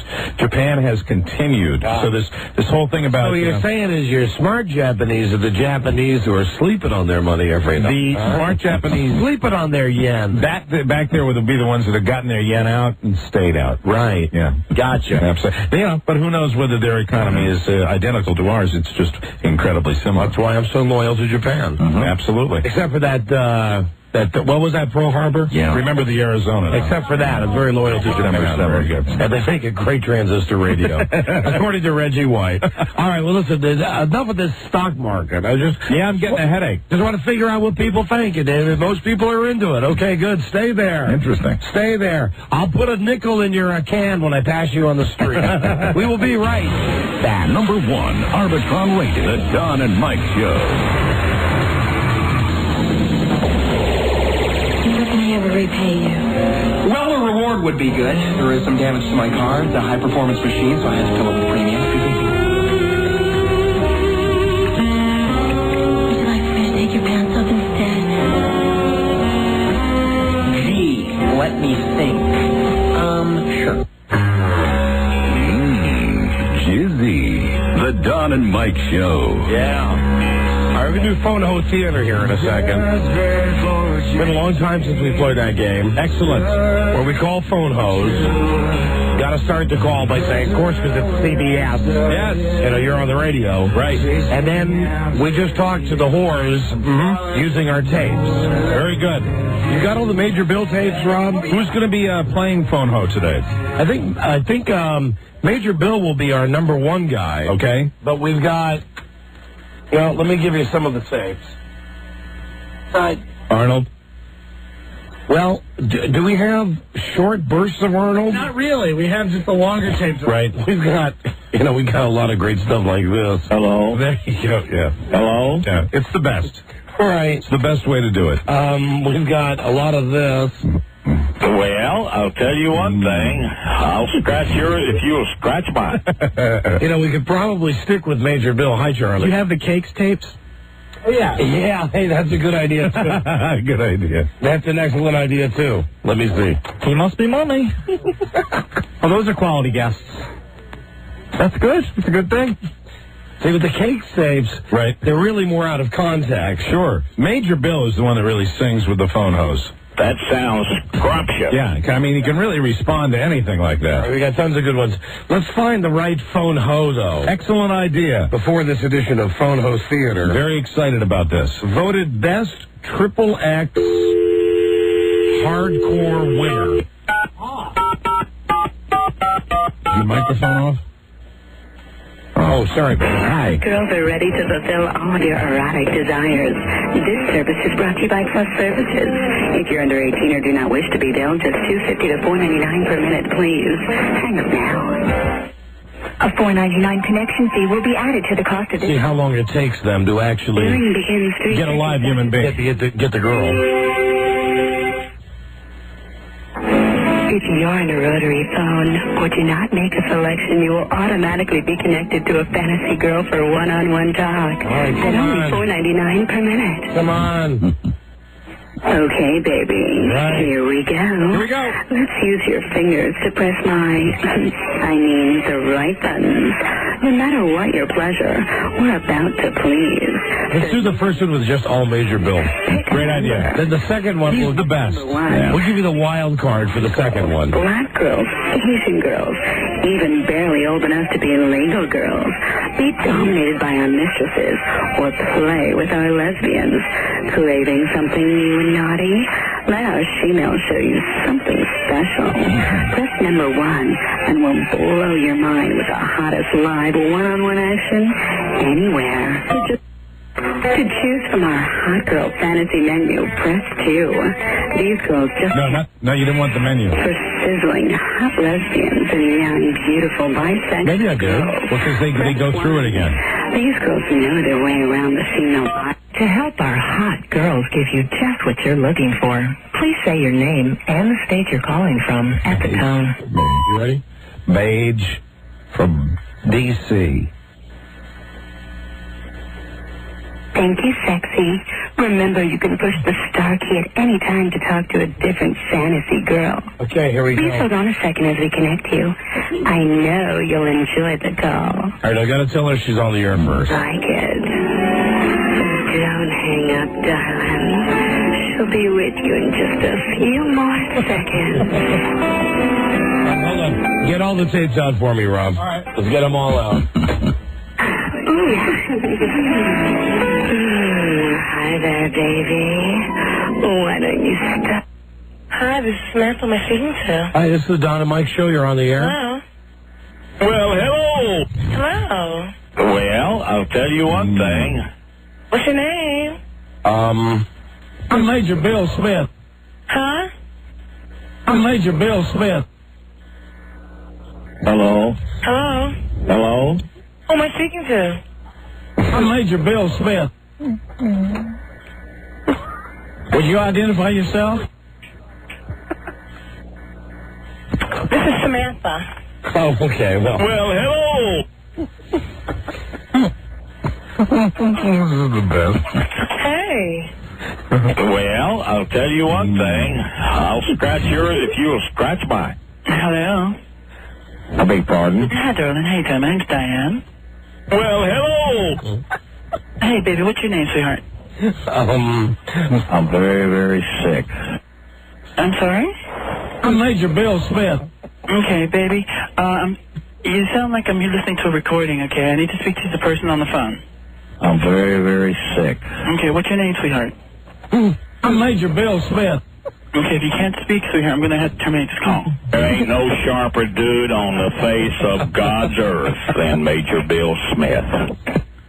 Oh, boo, boo, boo. Easy. Oh, that is the first time we've ever had a photo hang up on us. What? Why would they do that? All right, let's try another Try to one. give it. I tell you, it's great with the mage because all the initial conversation pieces are there. What's your name? Well, hello. The number you have dialed has been changed. Oh. The new number is 1. Okay, hold on. Let me try another one. Wait a minute. Hold on. Yeah, there are millions of them. Of course, their job usually is to keep you on the line Yeah, as very long as surprised. possible. I am very surprised at that. They've hung up before, but never that early. And they were saying, didn't it sound like the one girl had an assistant come in? Hello. This is fantasy from Personal Connections. Mine is under 18, strictly prohibited. Charges begin 3 seconds after the tone. I got some great ones this time. I got Hi, Sweetheart. Good. How about them apples? Phone service ever? My fingernails grow. I'm not feeling too perky. Is a hot boyfriend that will make all my friends jealous. It would feel so good to see them looking at him and know that he is mine. What's going on? Okay. I like to get things like flowers and candy from a guy. This is like a taped story. Hi, baby. If you're tired of the same telephone games, I've got a number that would give you a real bang for Don't your give us buck. another number. Oh, come on. All right, let me try. There's no crying in baseball. Hold on. Let me try another one. 1-900. Okay. Mage is standing by and he's cotton picking horny. All right, I'm going to call one that's overseas. Hello. Well, hello, Mr. Bill Smith. We were waiting for you to call the big house. Your call cannot be completed as dialed. It's the whorehouse, H-A-U-S. All right, hold on a second. H-A-U-S. Welcome to the whorehouse. They're coming to the whorehouse. Hot girls are ready to fulfill all of your erotic desires. This service is brought to you by Plus Services. If you're under 18 or do not wish to be billed, just $2.50 to $4.99 per minute, please. Beg pardon? Now. A $4.99 connection fee will be added to the cost of this call. Sure, go ahead. Billing begins 3 seconds after the tone. Do it. Billa. If you're on a rotary phone or do not make a selection, you will automatically be connected to a fantasy girl for one-on-one talk. Good. At only $4.99 per minute. Okay. A bargain. Okay, baby. Here we go. Let's use your fingers to press the right, to choose from our hot girl fantasy. Thank you, sexy. Remember, you can push the... I just press 1. Anytime to talk to a different fantasy girl. Is this the one we called last time? As we connect you. I know. Different number, but a lot of them go to the same phone bank. Hi there, baby. Why don't you start unzipping your pants? Grab a hold and hang on. I beg pardon? We're locating your hot dream girl right now. I'm very, very sick. Taking her Hello? Don and Mike show, you're on the air. Hello? Hi, how are you? Hello? Hello?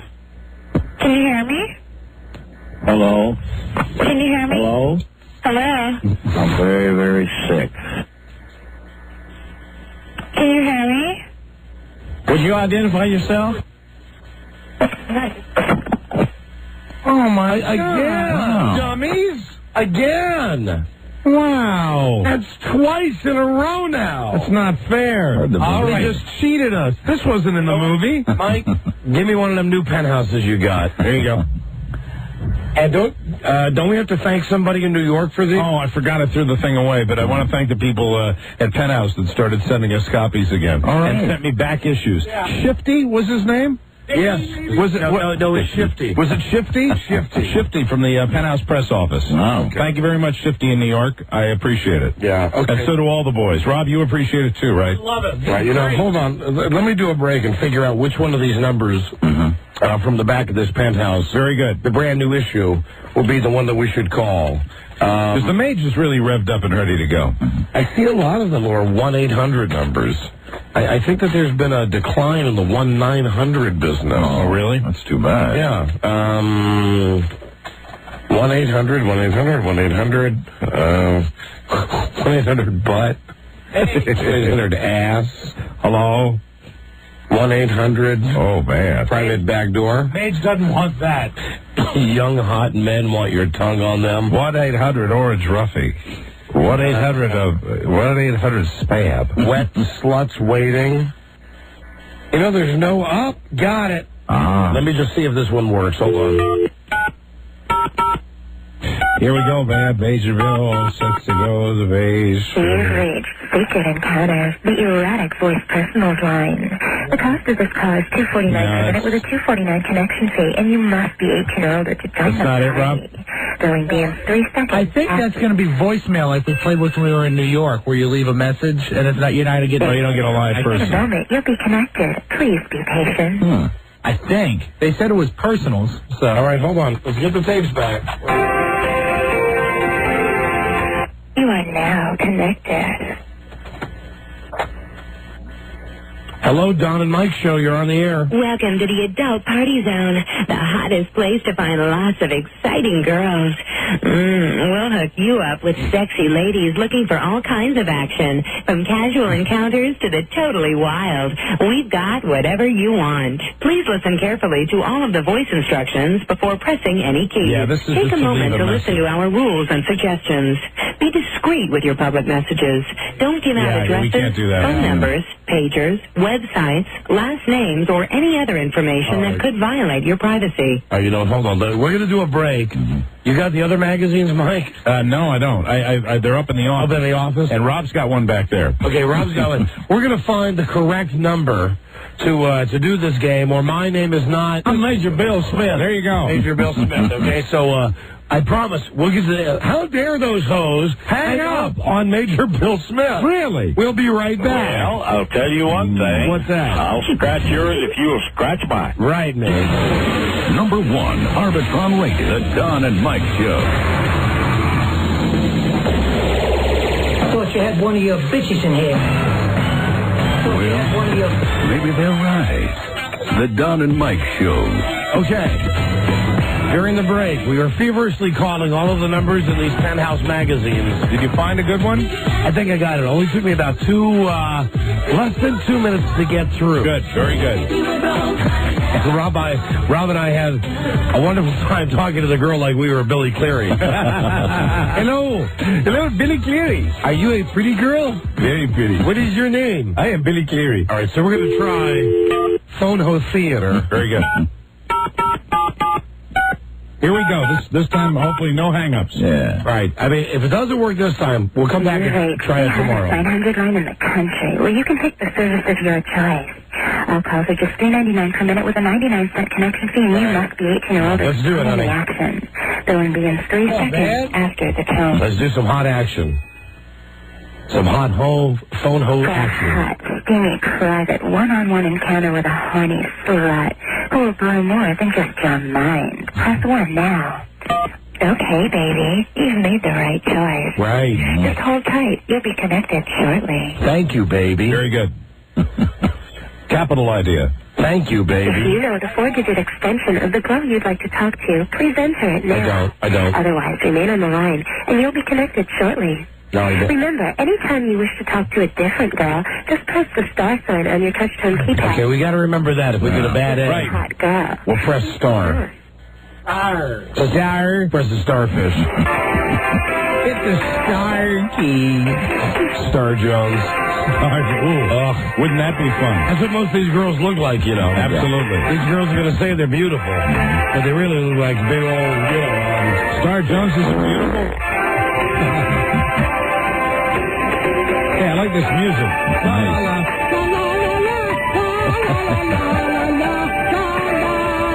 Yeah, this will get you in the mood. You're sitting there cradling the phone with your arm, trying to keep your hands free. Getting ready for some nice hot action. And this is the music you gotta hear.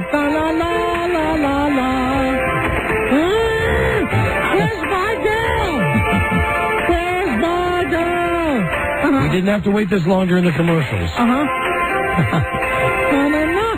Get to know Charlie. You'll be connected shortly. Get to know Charlie.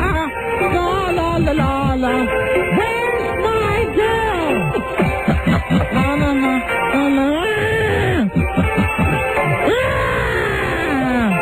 Me, what girl?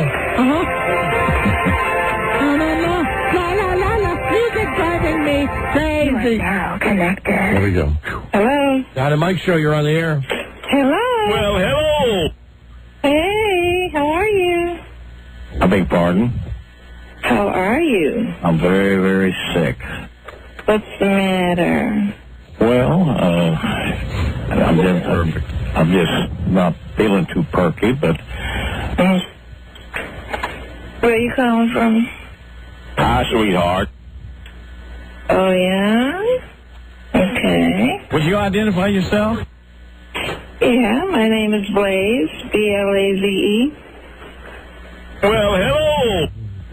Hello. Where are you calling from? I'm very, very sick. Yeah, data. Huh? You called to Florida. It's very hot here. The hell you're not? Yeah, very hot. Okay, here you go. How about them apples? Yeah. Very hot here. Well, I'll tell you one thing. I'll scratch yours if you'll scratch mine. Okay. Would you identify yourself? Can you hear me? My name is Blaze, B-L-A-Z-E. Hi, sweetheart. Hi. How are you? Well, my nails grow long. All the women are jealous of my fingernail. They are? There ain't no sharper dude on the face of God's earth than Major Bill Smith. What do you wear, cowboy hat? Now, how about them apples?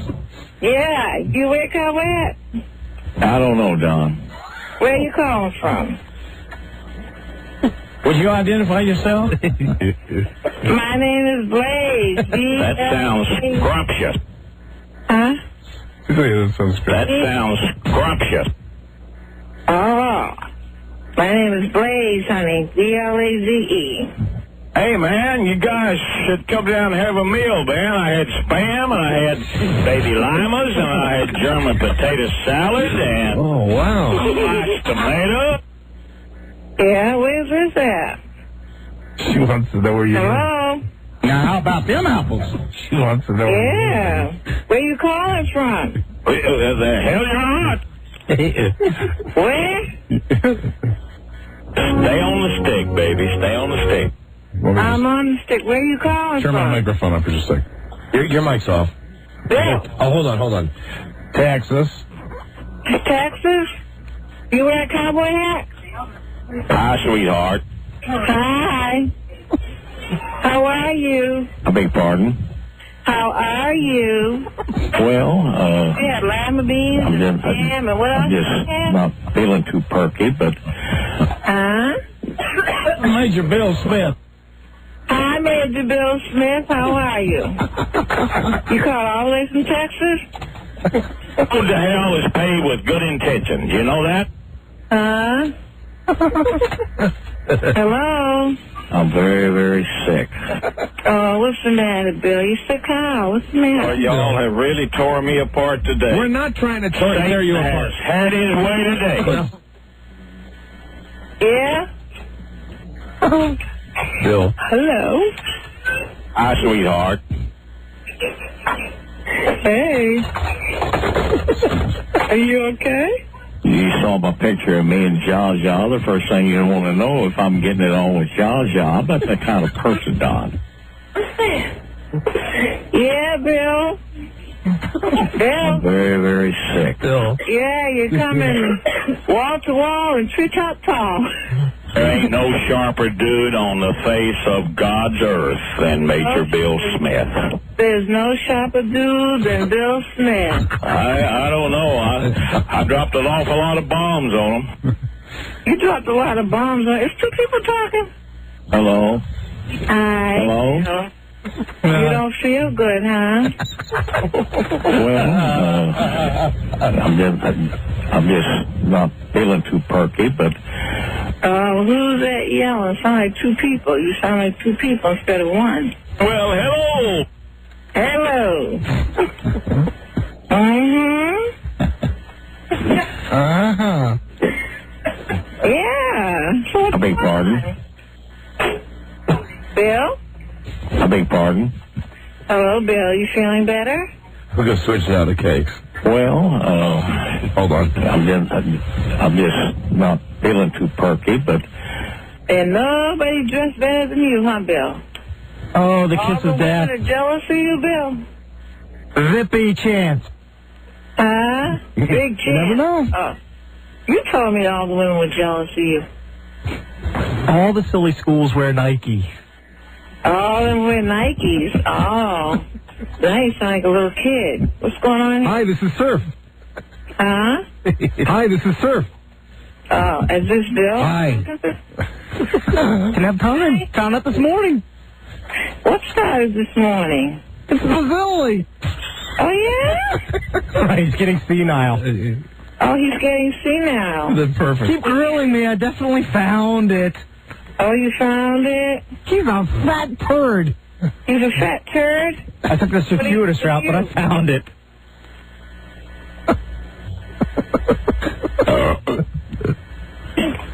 Huh? You burnt? No, I wasn't aware of that.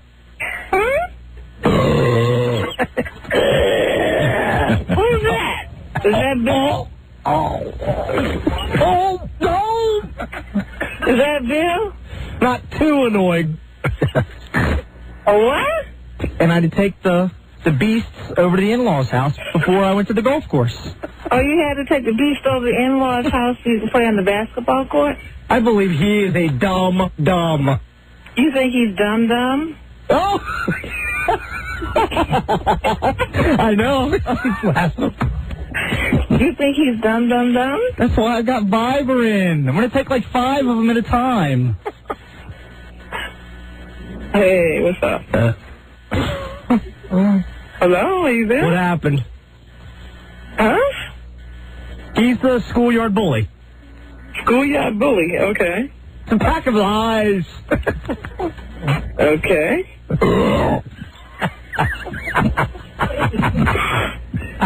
Yeah. I don't know. Yeah, bully, huh? I do, Richie. Yeah, how many personalities do you have? Who cares?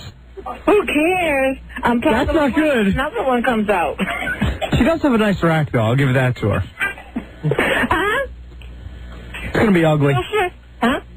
If there were no Matt Damon, no Ben Affleck. Yeah? No Ben Affleck? I'll sleep for 2 or 3 hours. I'll be fine. After you sleep for 2 or 3 hours, you'll be fine? Little bit hurting. Is this Bill Smith? Oh, what could it be? Oh, what could it be? Or is this who? You had a party today. You had lima beans and spam, or what else did you have? You had no chicken. That is the lay of the land, my friend. You had no chicken? Hi, this is Surf. Hi, how are you? Oh, those are quality guests. Yeah? Hey, how you doing, guys? Guys? Yeah, I love dick. You do? Oh, here we go. I'm fine with that. Huh? Zippy chance. Rippy chance. Hey, Mike, you're really coming along. 5922.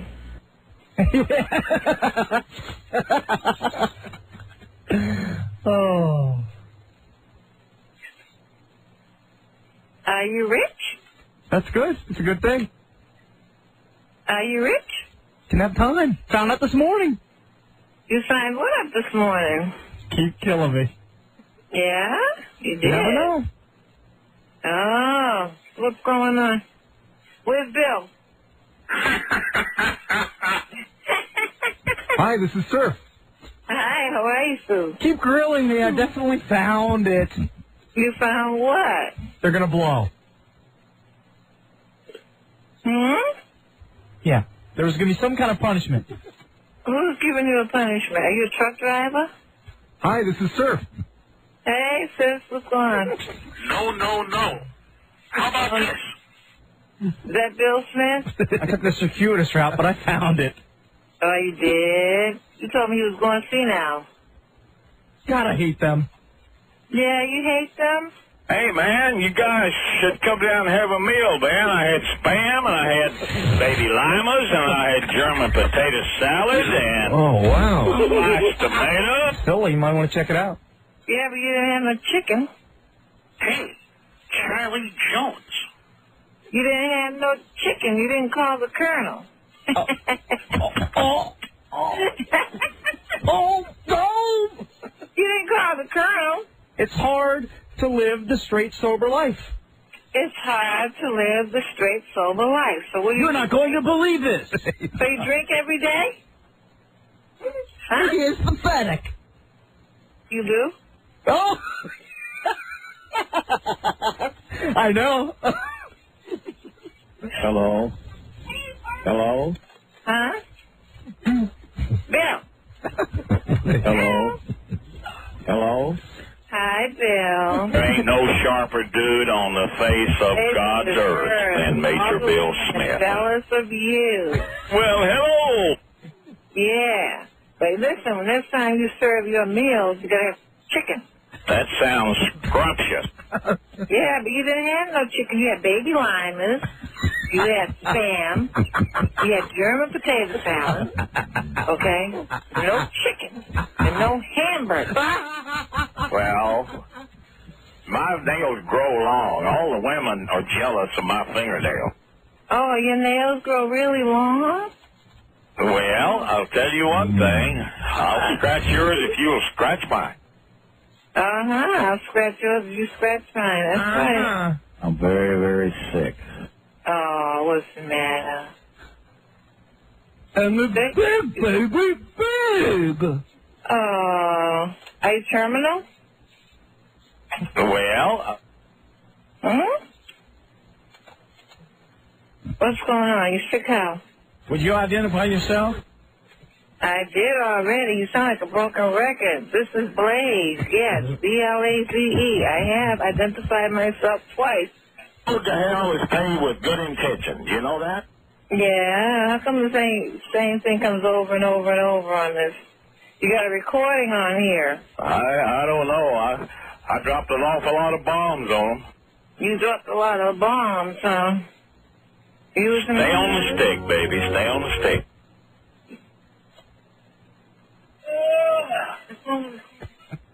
Hi, sweetheart. Hi. Well, hello. Hello, Bill. Hi, sweetheart. Come on. There ain't no sharper dude on the face of God's earth than Major Bill Smith. And all the women are jealous of your fingernails. Yeah, we know. That sounds scrumptious. That sounds scrumptious? Yeah? You gotta get that skin for stuff. Hi. Oh, it's Coco. She's probably full of fleas. I didn't check her today. Hey, Not Bill. a chance. Bill. He's going to have to live with this boner for a long time. He is. Why? It'll be money. It'll be money. Yeah, who's going to pay the bill? Keep killing me. Who's killing you? Be there or be square. Be square, huh? There's not a chance. Not a chance on what? I agree with that. Yeah, bitch slapping. Yeah? Good question. Hello? Why? Why what? Money? Money? I think I might. You think you're naughty? It'll be money. Yeah. He is a figurehead. Who's going to pay the bill? She gets around. Who's going to pay the bill? I choose to remember a lot of worthless crap. That's all I know. A lot of words with crap. It's She's her. a tramp. That's a legend. Yeah? So what are you waiting for? Keep practicing. I'm hungry. Yeah, what are you cooking? Yeah, it's the most retarded thing I've ever seen in my life.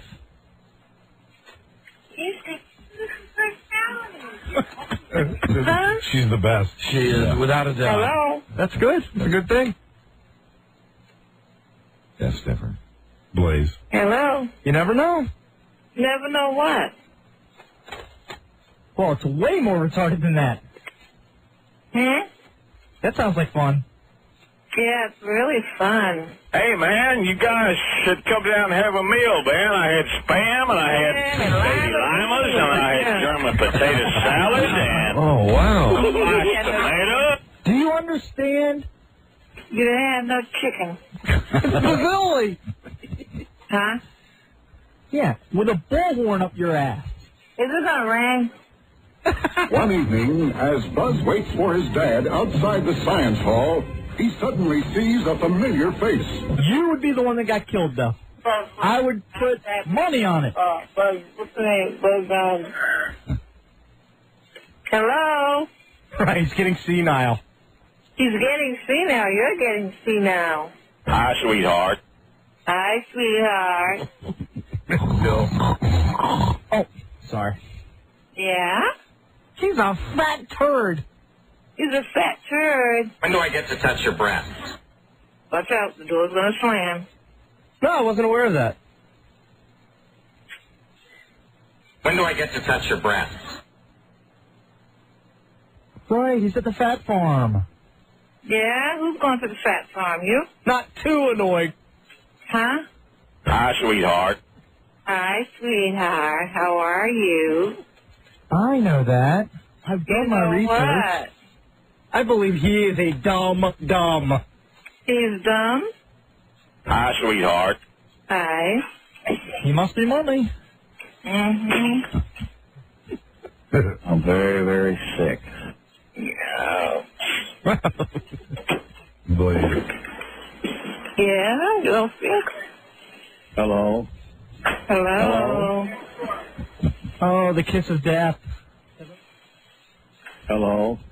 Hello? Hello? What happened? Hello? All the silly schools wear Nike. Hello? Hello? Hello? Hello? No. Hello? Hello? Hi. It's a pack of lies. Pack of lies for who?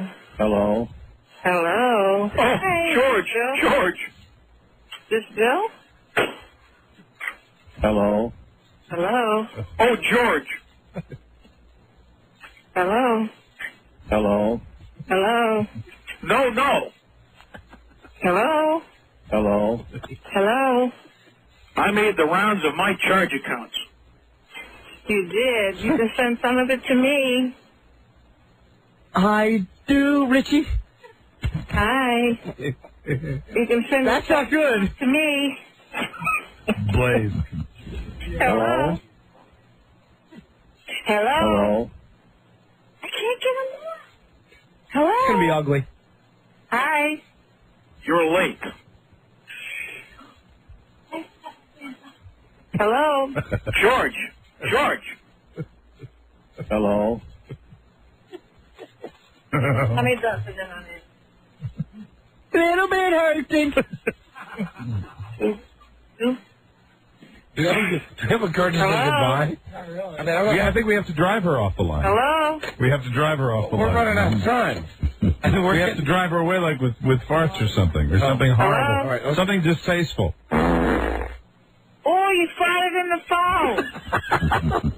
I'm fine with that. You did what in the phone? You farted? You farted in the phone, you That's good. It's a good thing. Hello? You never know. Hello? Hello? Roses are red, violets are blue. I'm a schizophrenic, and so am I.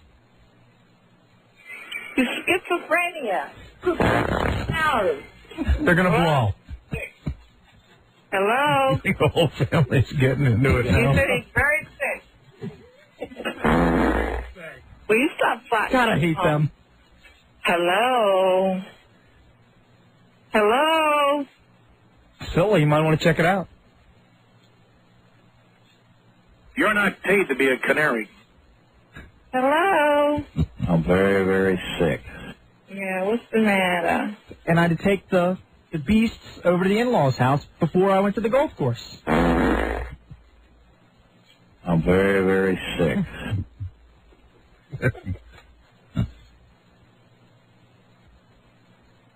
No. Uh-oh. Where'd she go? It's hard to live the straight, sober life. Where'd she go? She hang out? Is she gone? Very quiet. That's why I got Viber in. I'm going to take like 5 of them at a time. No, she's still there. Still there. Yeah. Yeah. Yeah. Yeah. Yeah.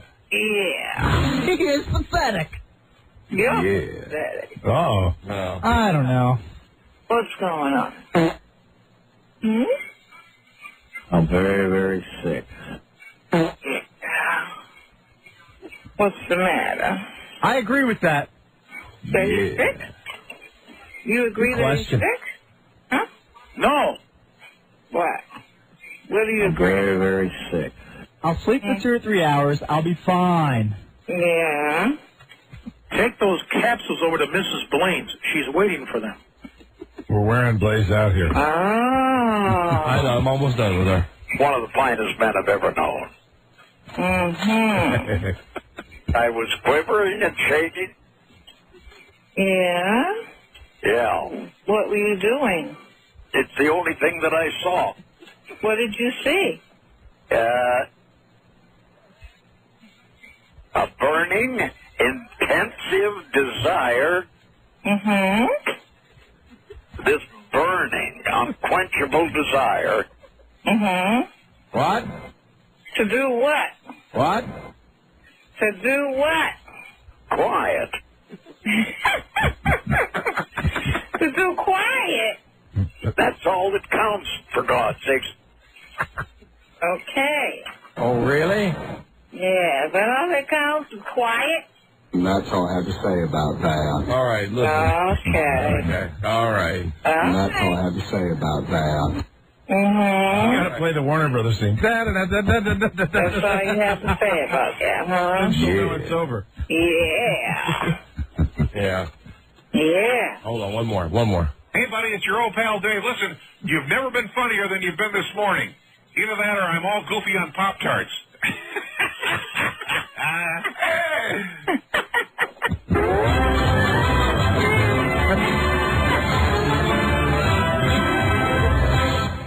Yeah.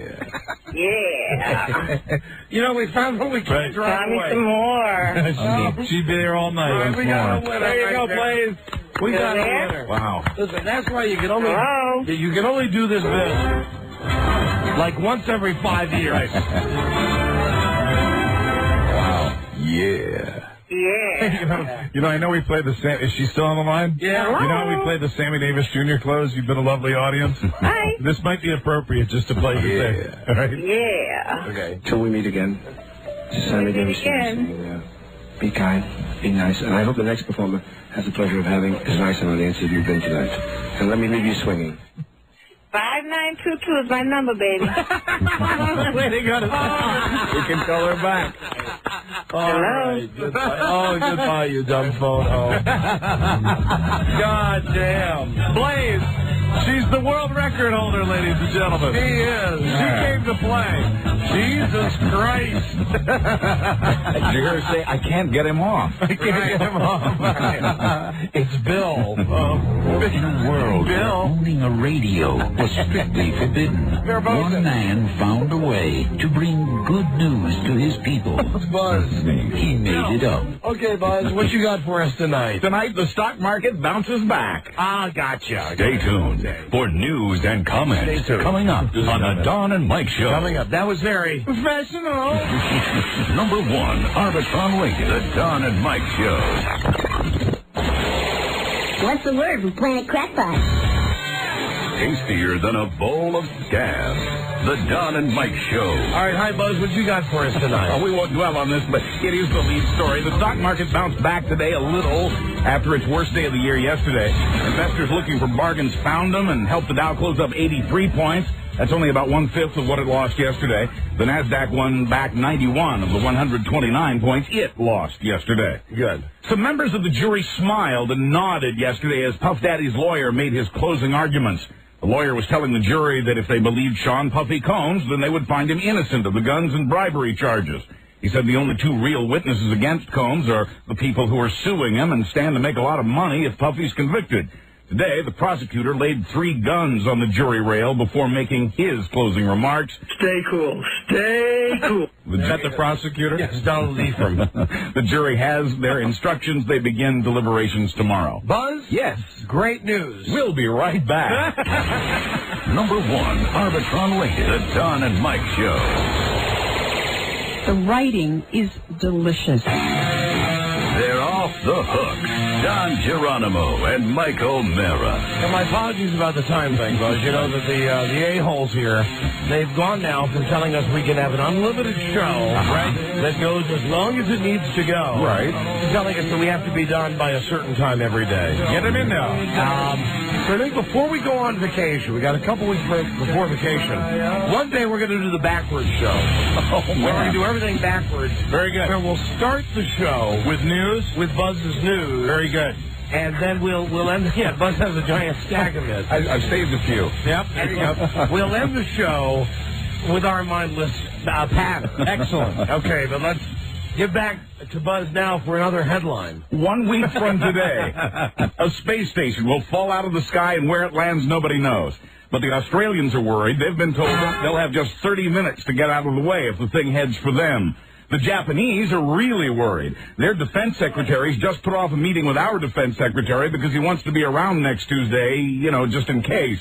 The Russians are taking their 15-year-old Mir space station out of orbit in what everyone hopes will be a controlled fall. Most of the 150-ton space station will break up and burn up on re-entry, most but not all.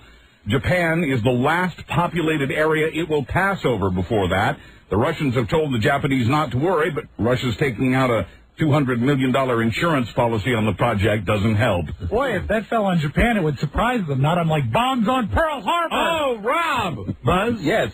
That was great. I'm glad you enjoyed it. Hold on, please. Number 1, Arbitron Rated, the Don and Mike Show. Come on, Pebbles. You too, Dino.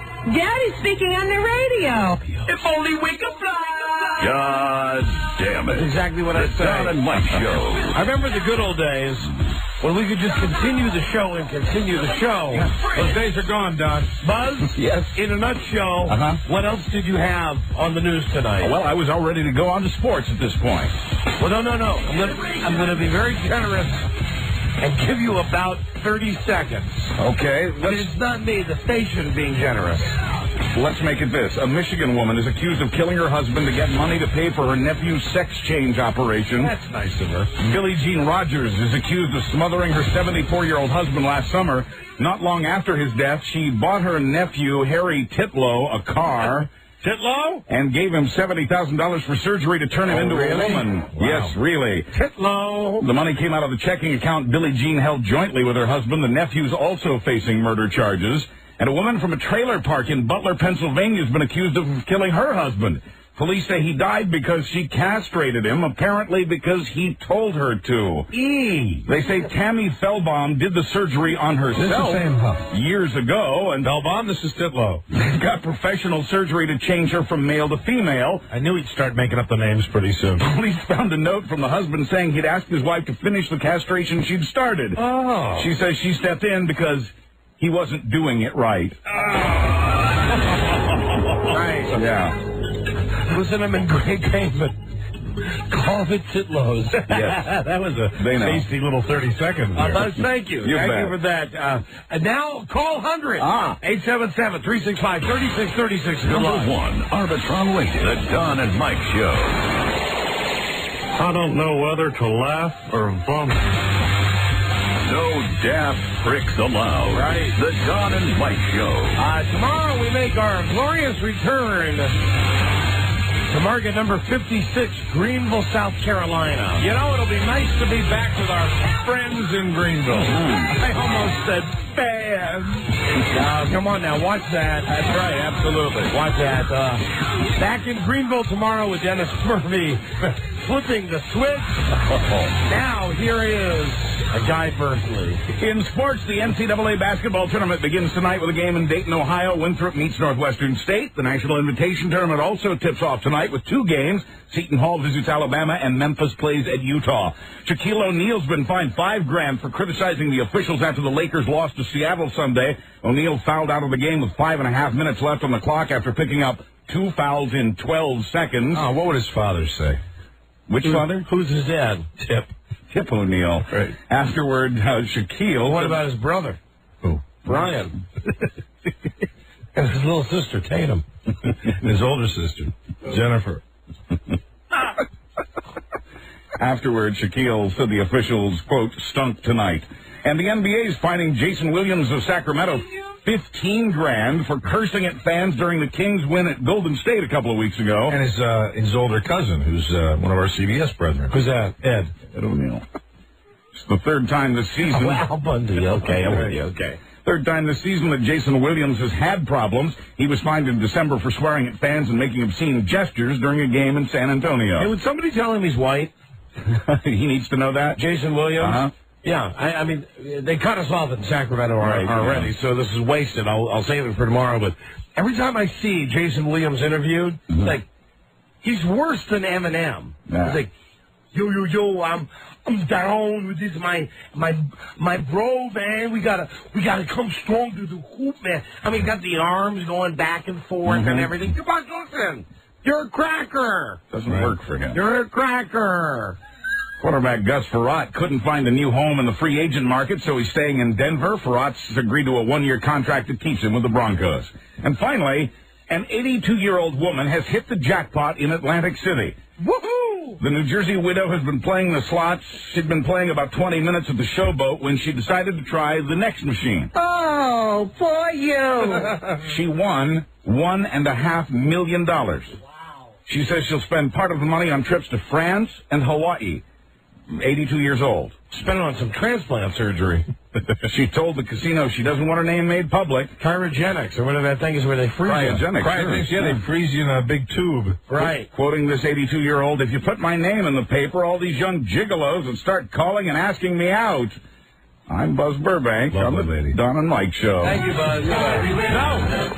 And I'll tell you why I would date her. Really why? The casino, I read this today in the New York Post. The casino doesn't just pay her $1 million. Right. It's $75,000 a year. Oh. For like the next 50 years. And listen, what's she got, a week to live or something like that? Maybe sure. She ain't going to see a lot of those future years. Hello, beautiful. Right. Buzz, thank you. You bet. For the news and the comments, and here we go with Call 100. Hello, Don and Mike Show. Don and Mike? Yeah. Uh-huh. Hello? Yes? Yes, hello. How we doing? We're doing great, thanks. I am the 100th caller. There you go. Very good job. What's your name, please? Brad Anderson. Hi, Brad. Where are you from? Iowa City, Iowa. Brad, you won Boogie Shadows, Blair Witch 2, the DVD and the DVD. The DVD. Close enough. The DVD and the CD. All right. CVDD. DVD. You have won new technology that puts the DVD on one side and CD technology on the other side. That's a vivid CD. Book of Shadows, Blair Witch 2 in stores now. Enjoy, my friend. Thank you very much. Thanks for listening. We'll be back tomorrow with the all-new episode. Thank you and good night, Buzz. Thank you. Good night, Don. Thank you. Good night, Mike. Thank you. Good night, Don. And good night to Blaze, wherever she is. Robbie, throw that military hat in the air. Just like Sydney. Tyler. More. You might just make it out. That's for Blaze. Very nice. L-A-Z-E. See you tomorrow. Lima beans. Bye-bye. Till we meet again, this is Sammy Davis Jr. saying, be kind, be nice, and I hope the next performer has the pleasure of having as nice an audience as you've been tonight. And let me leave you swinging. Number 1 Arbitron rated, The Don and Mike Show.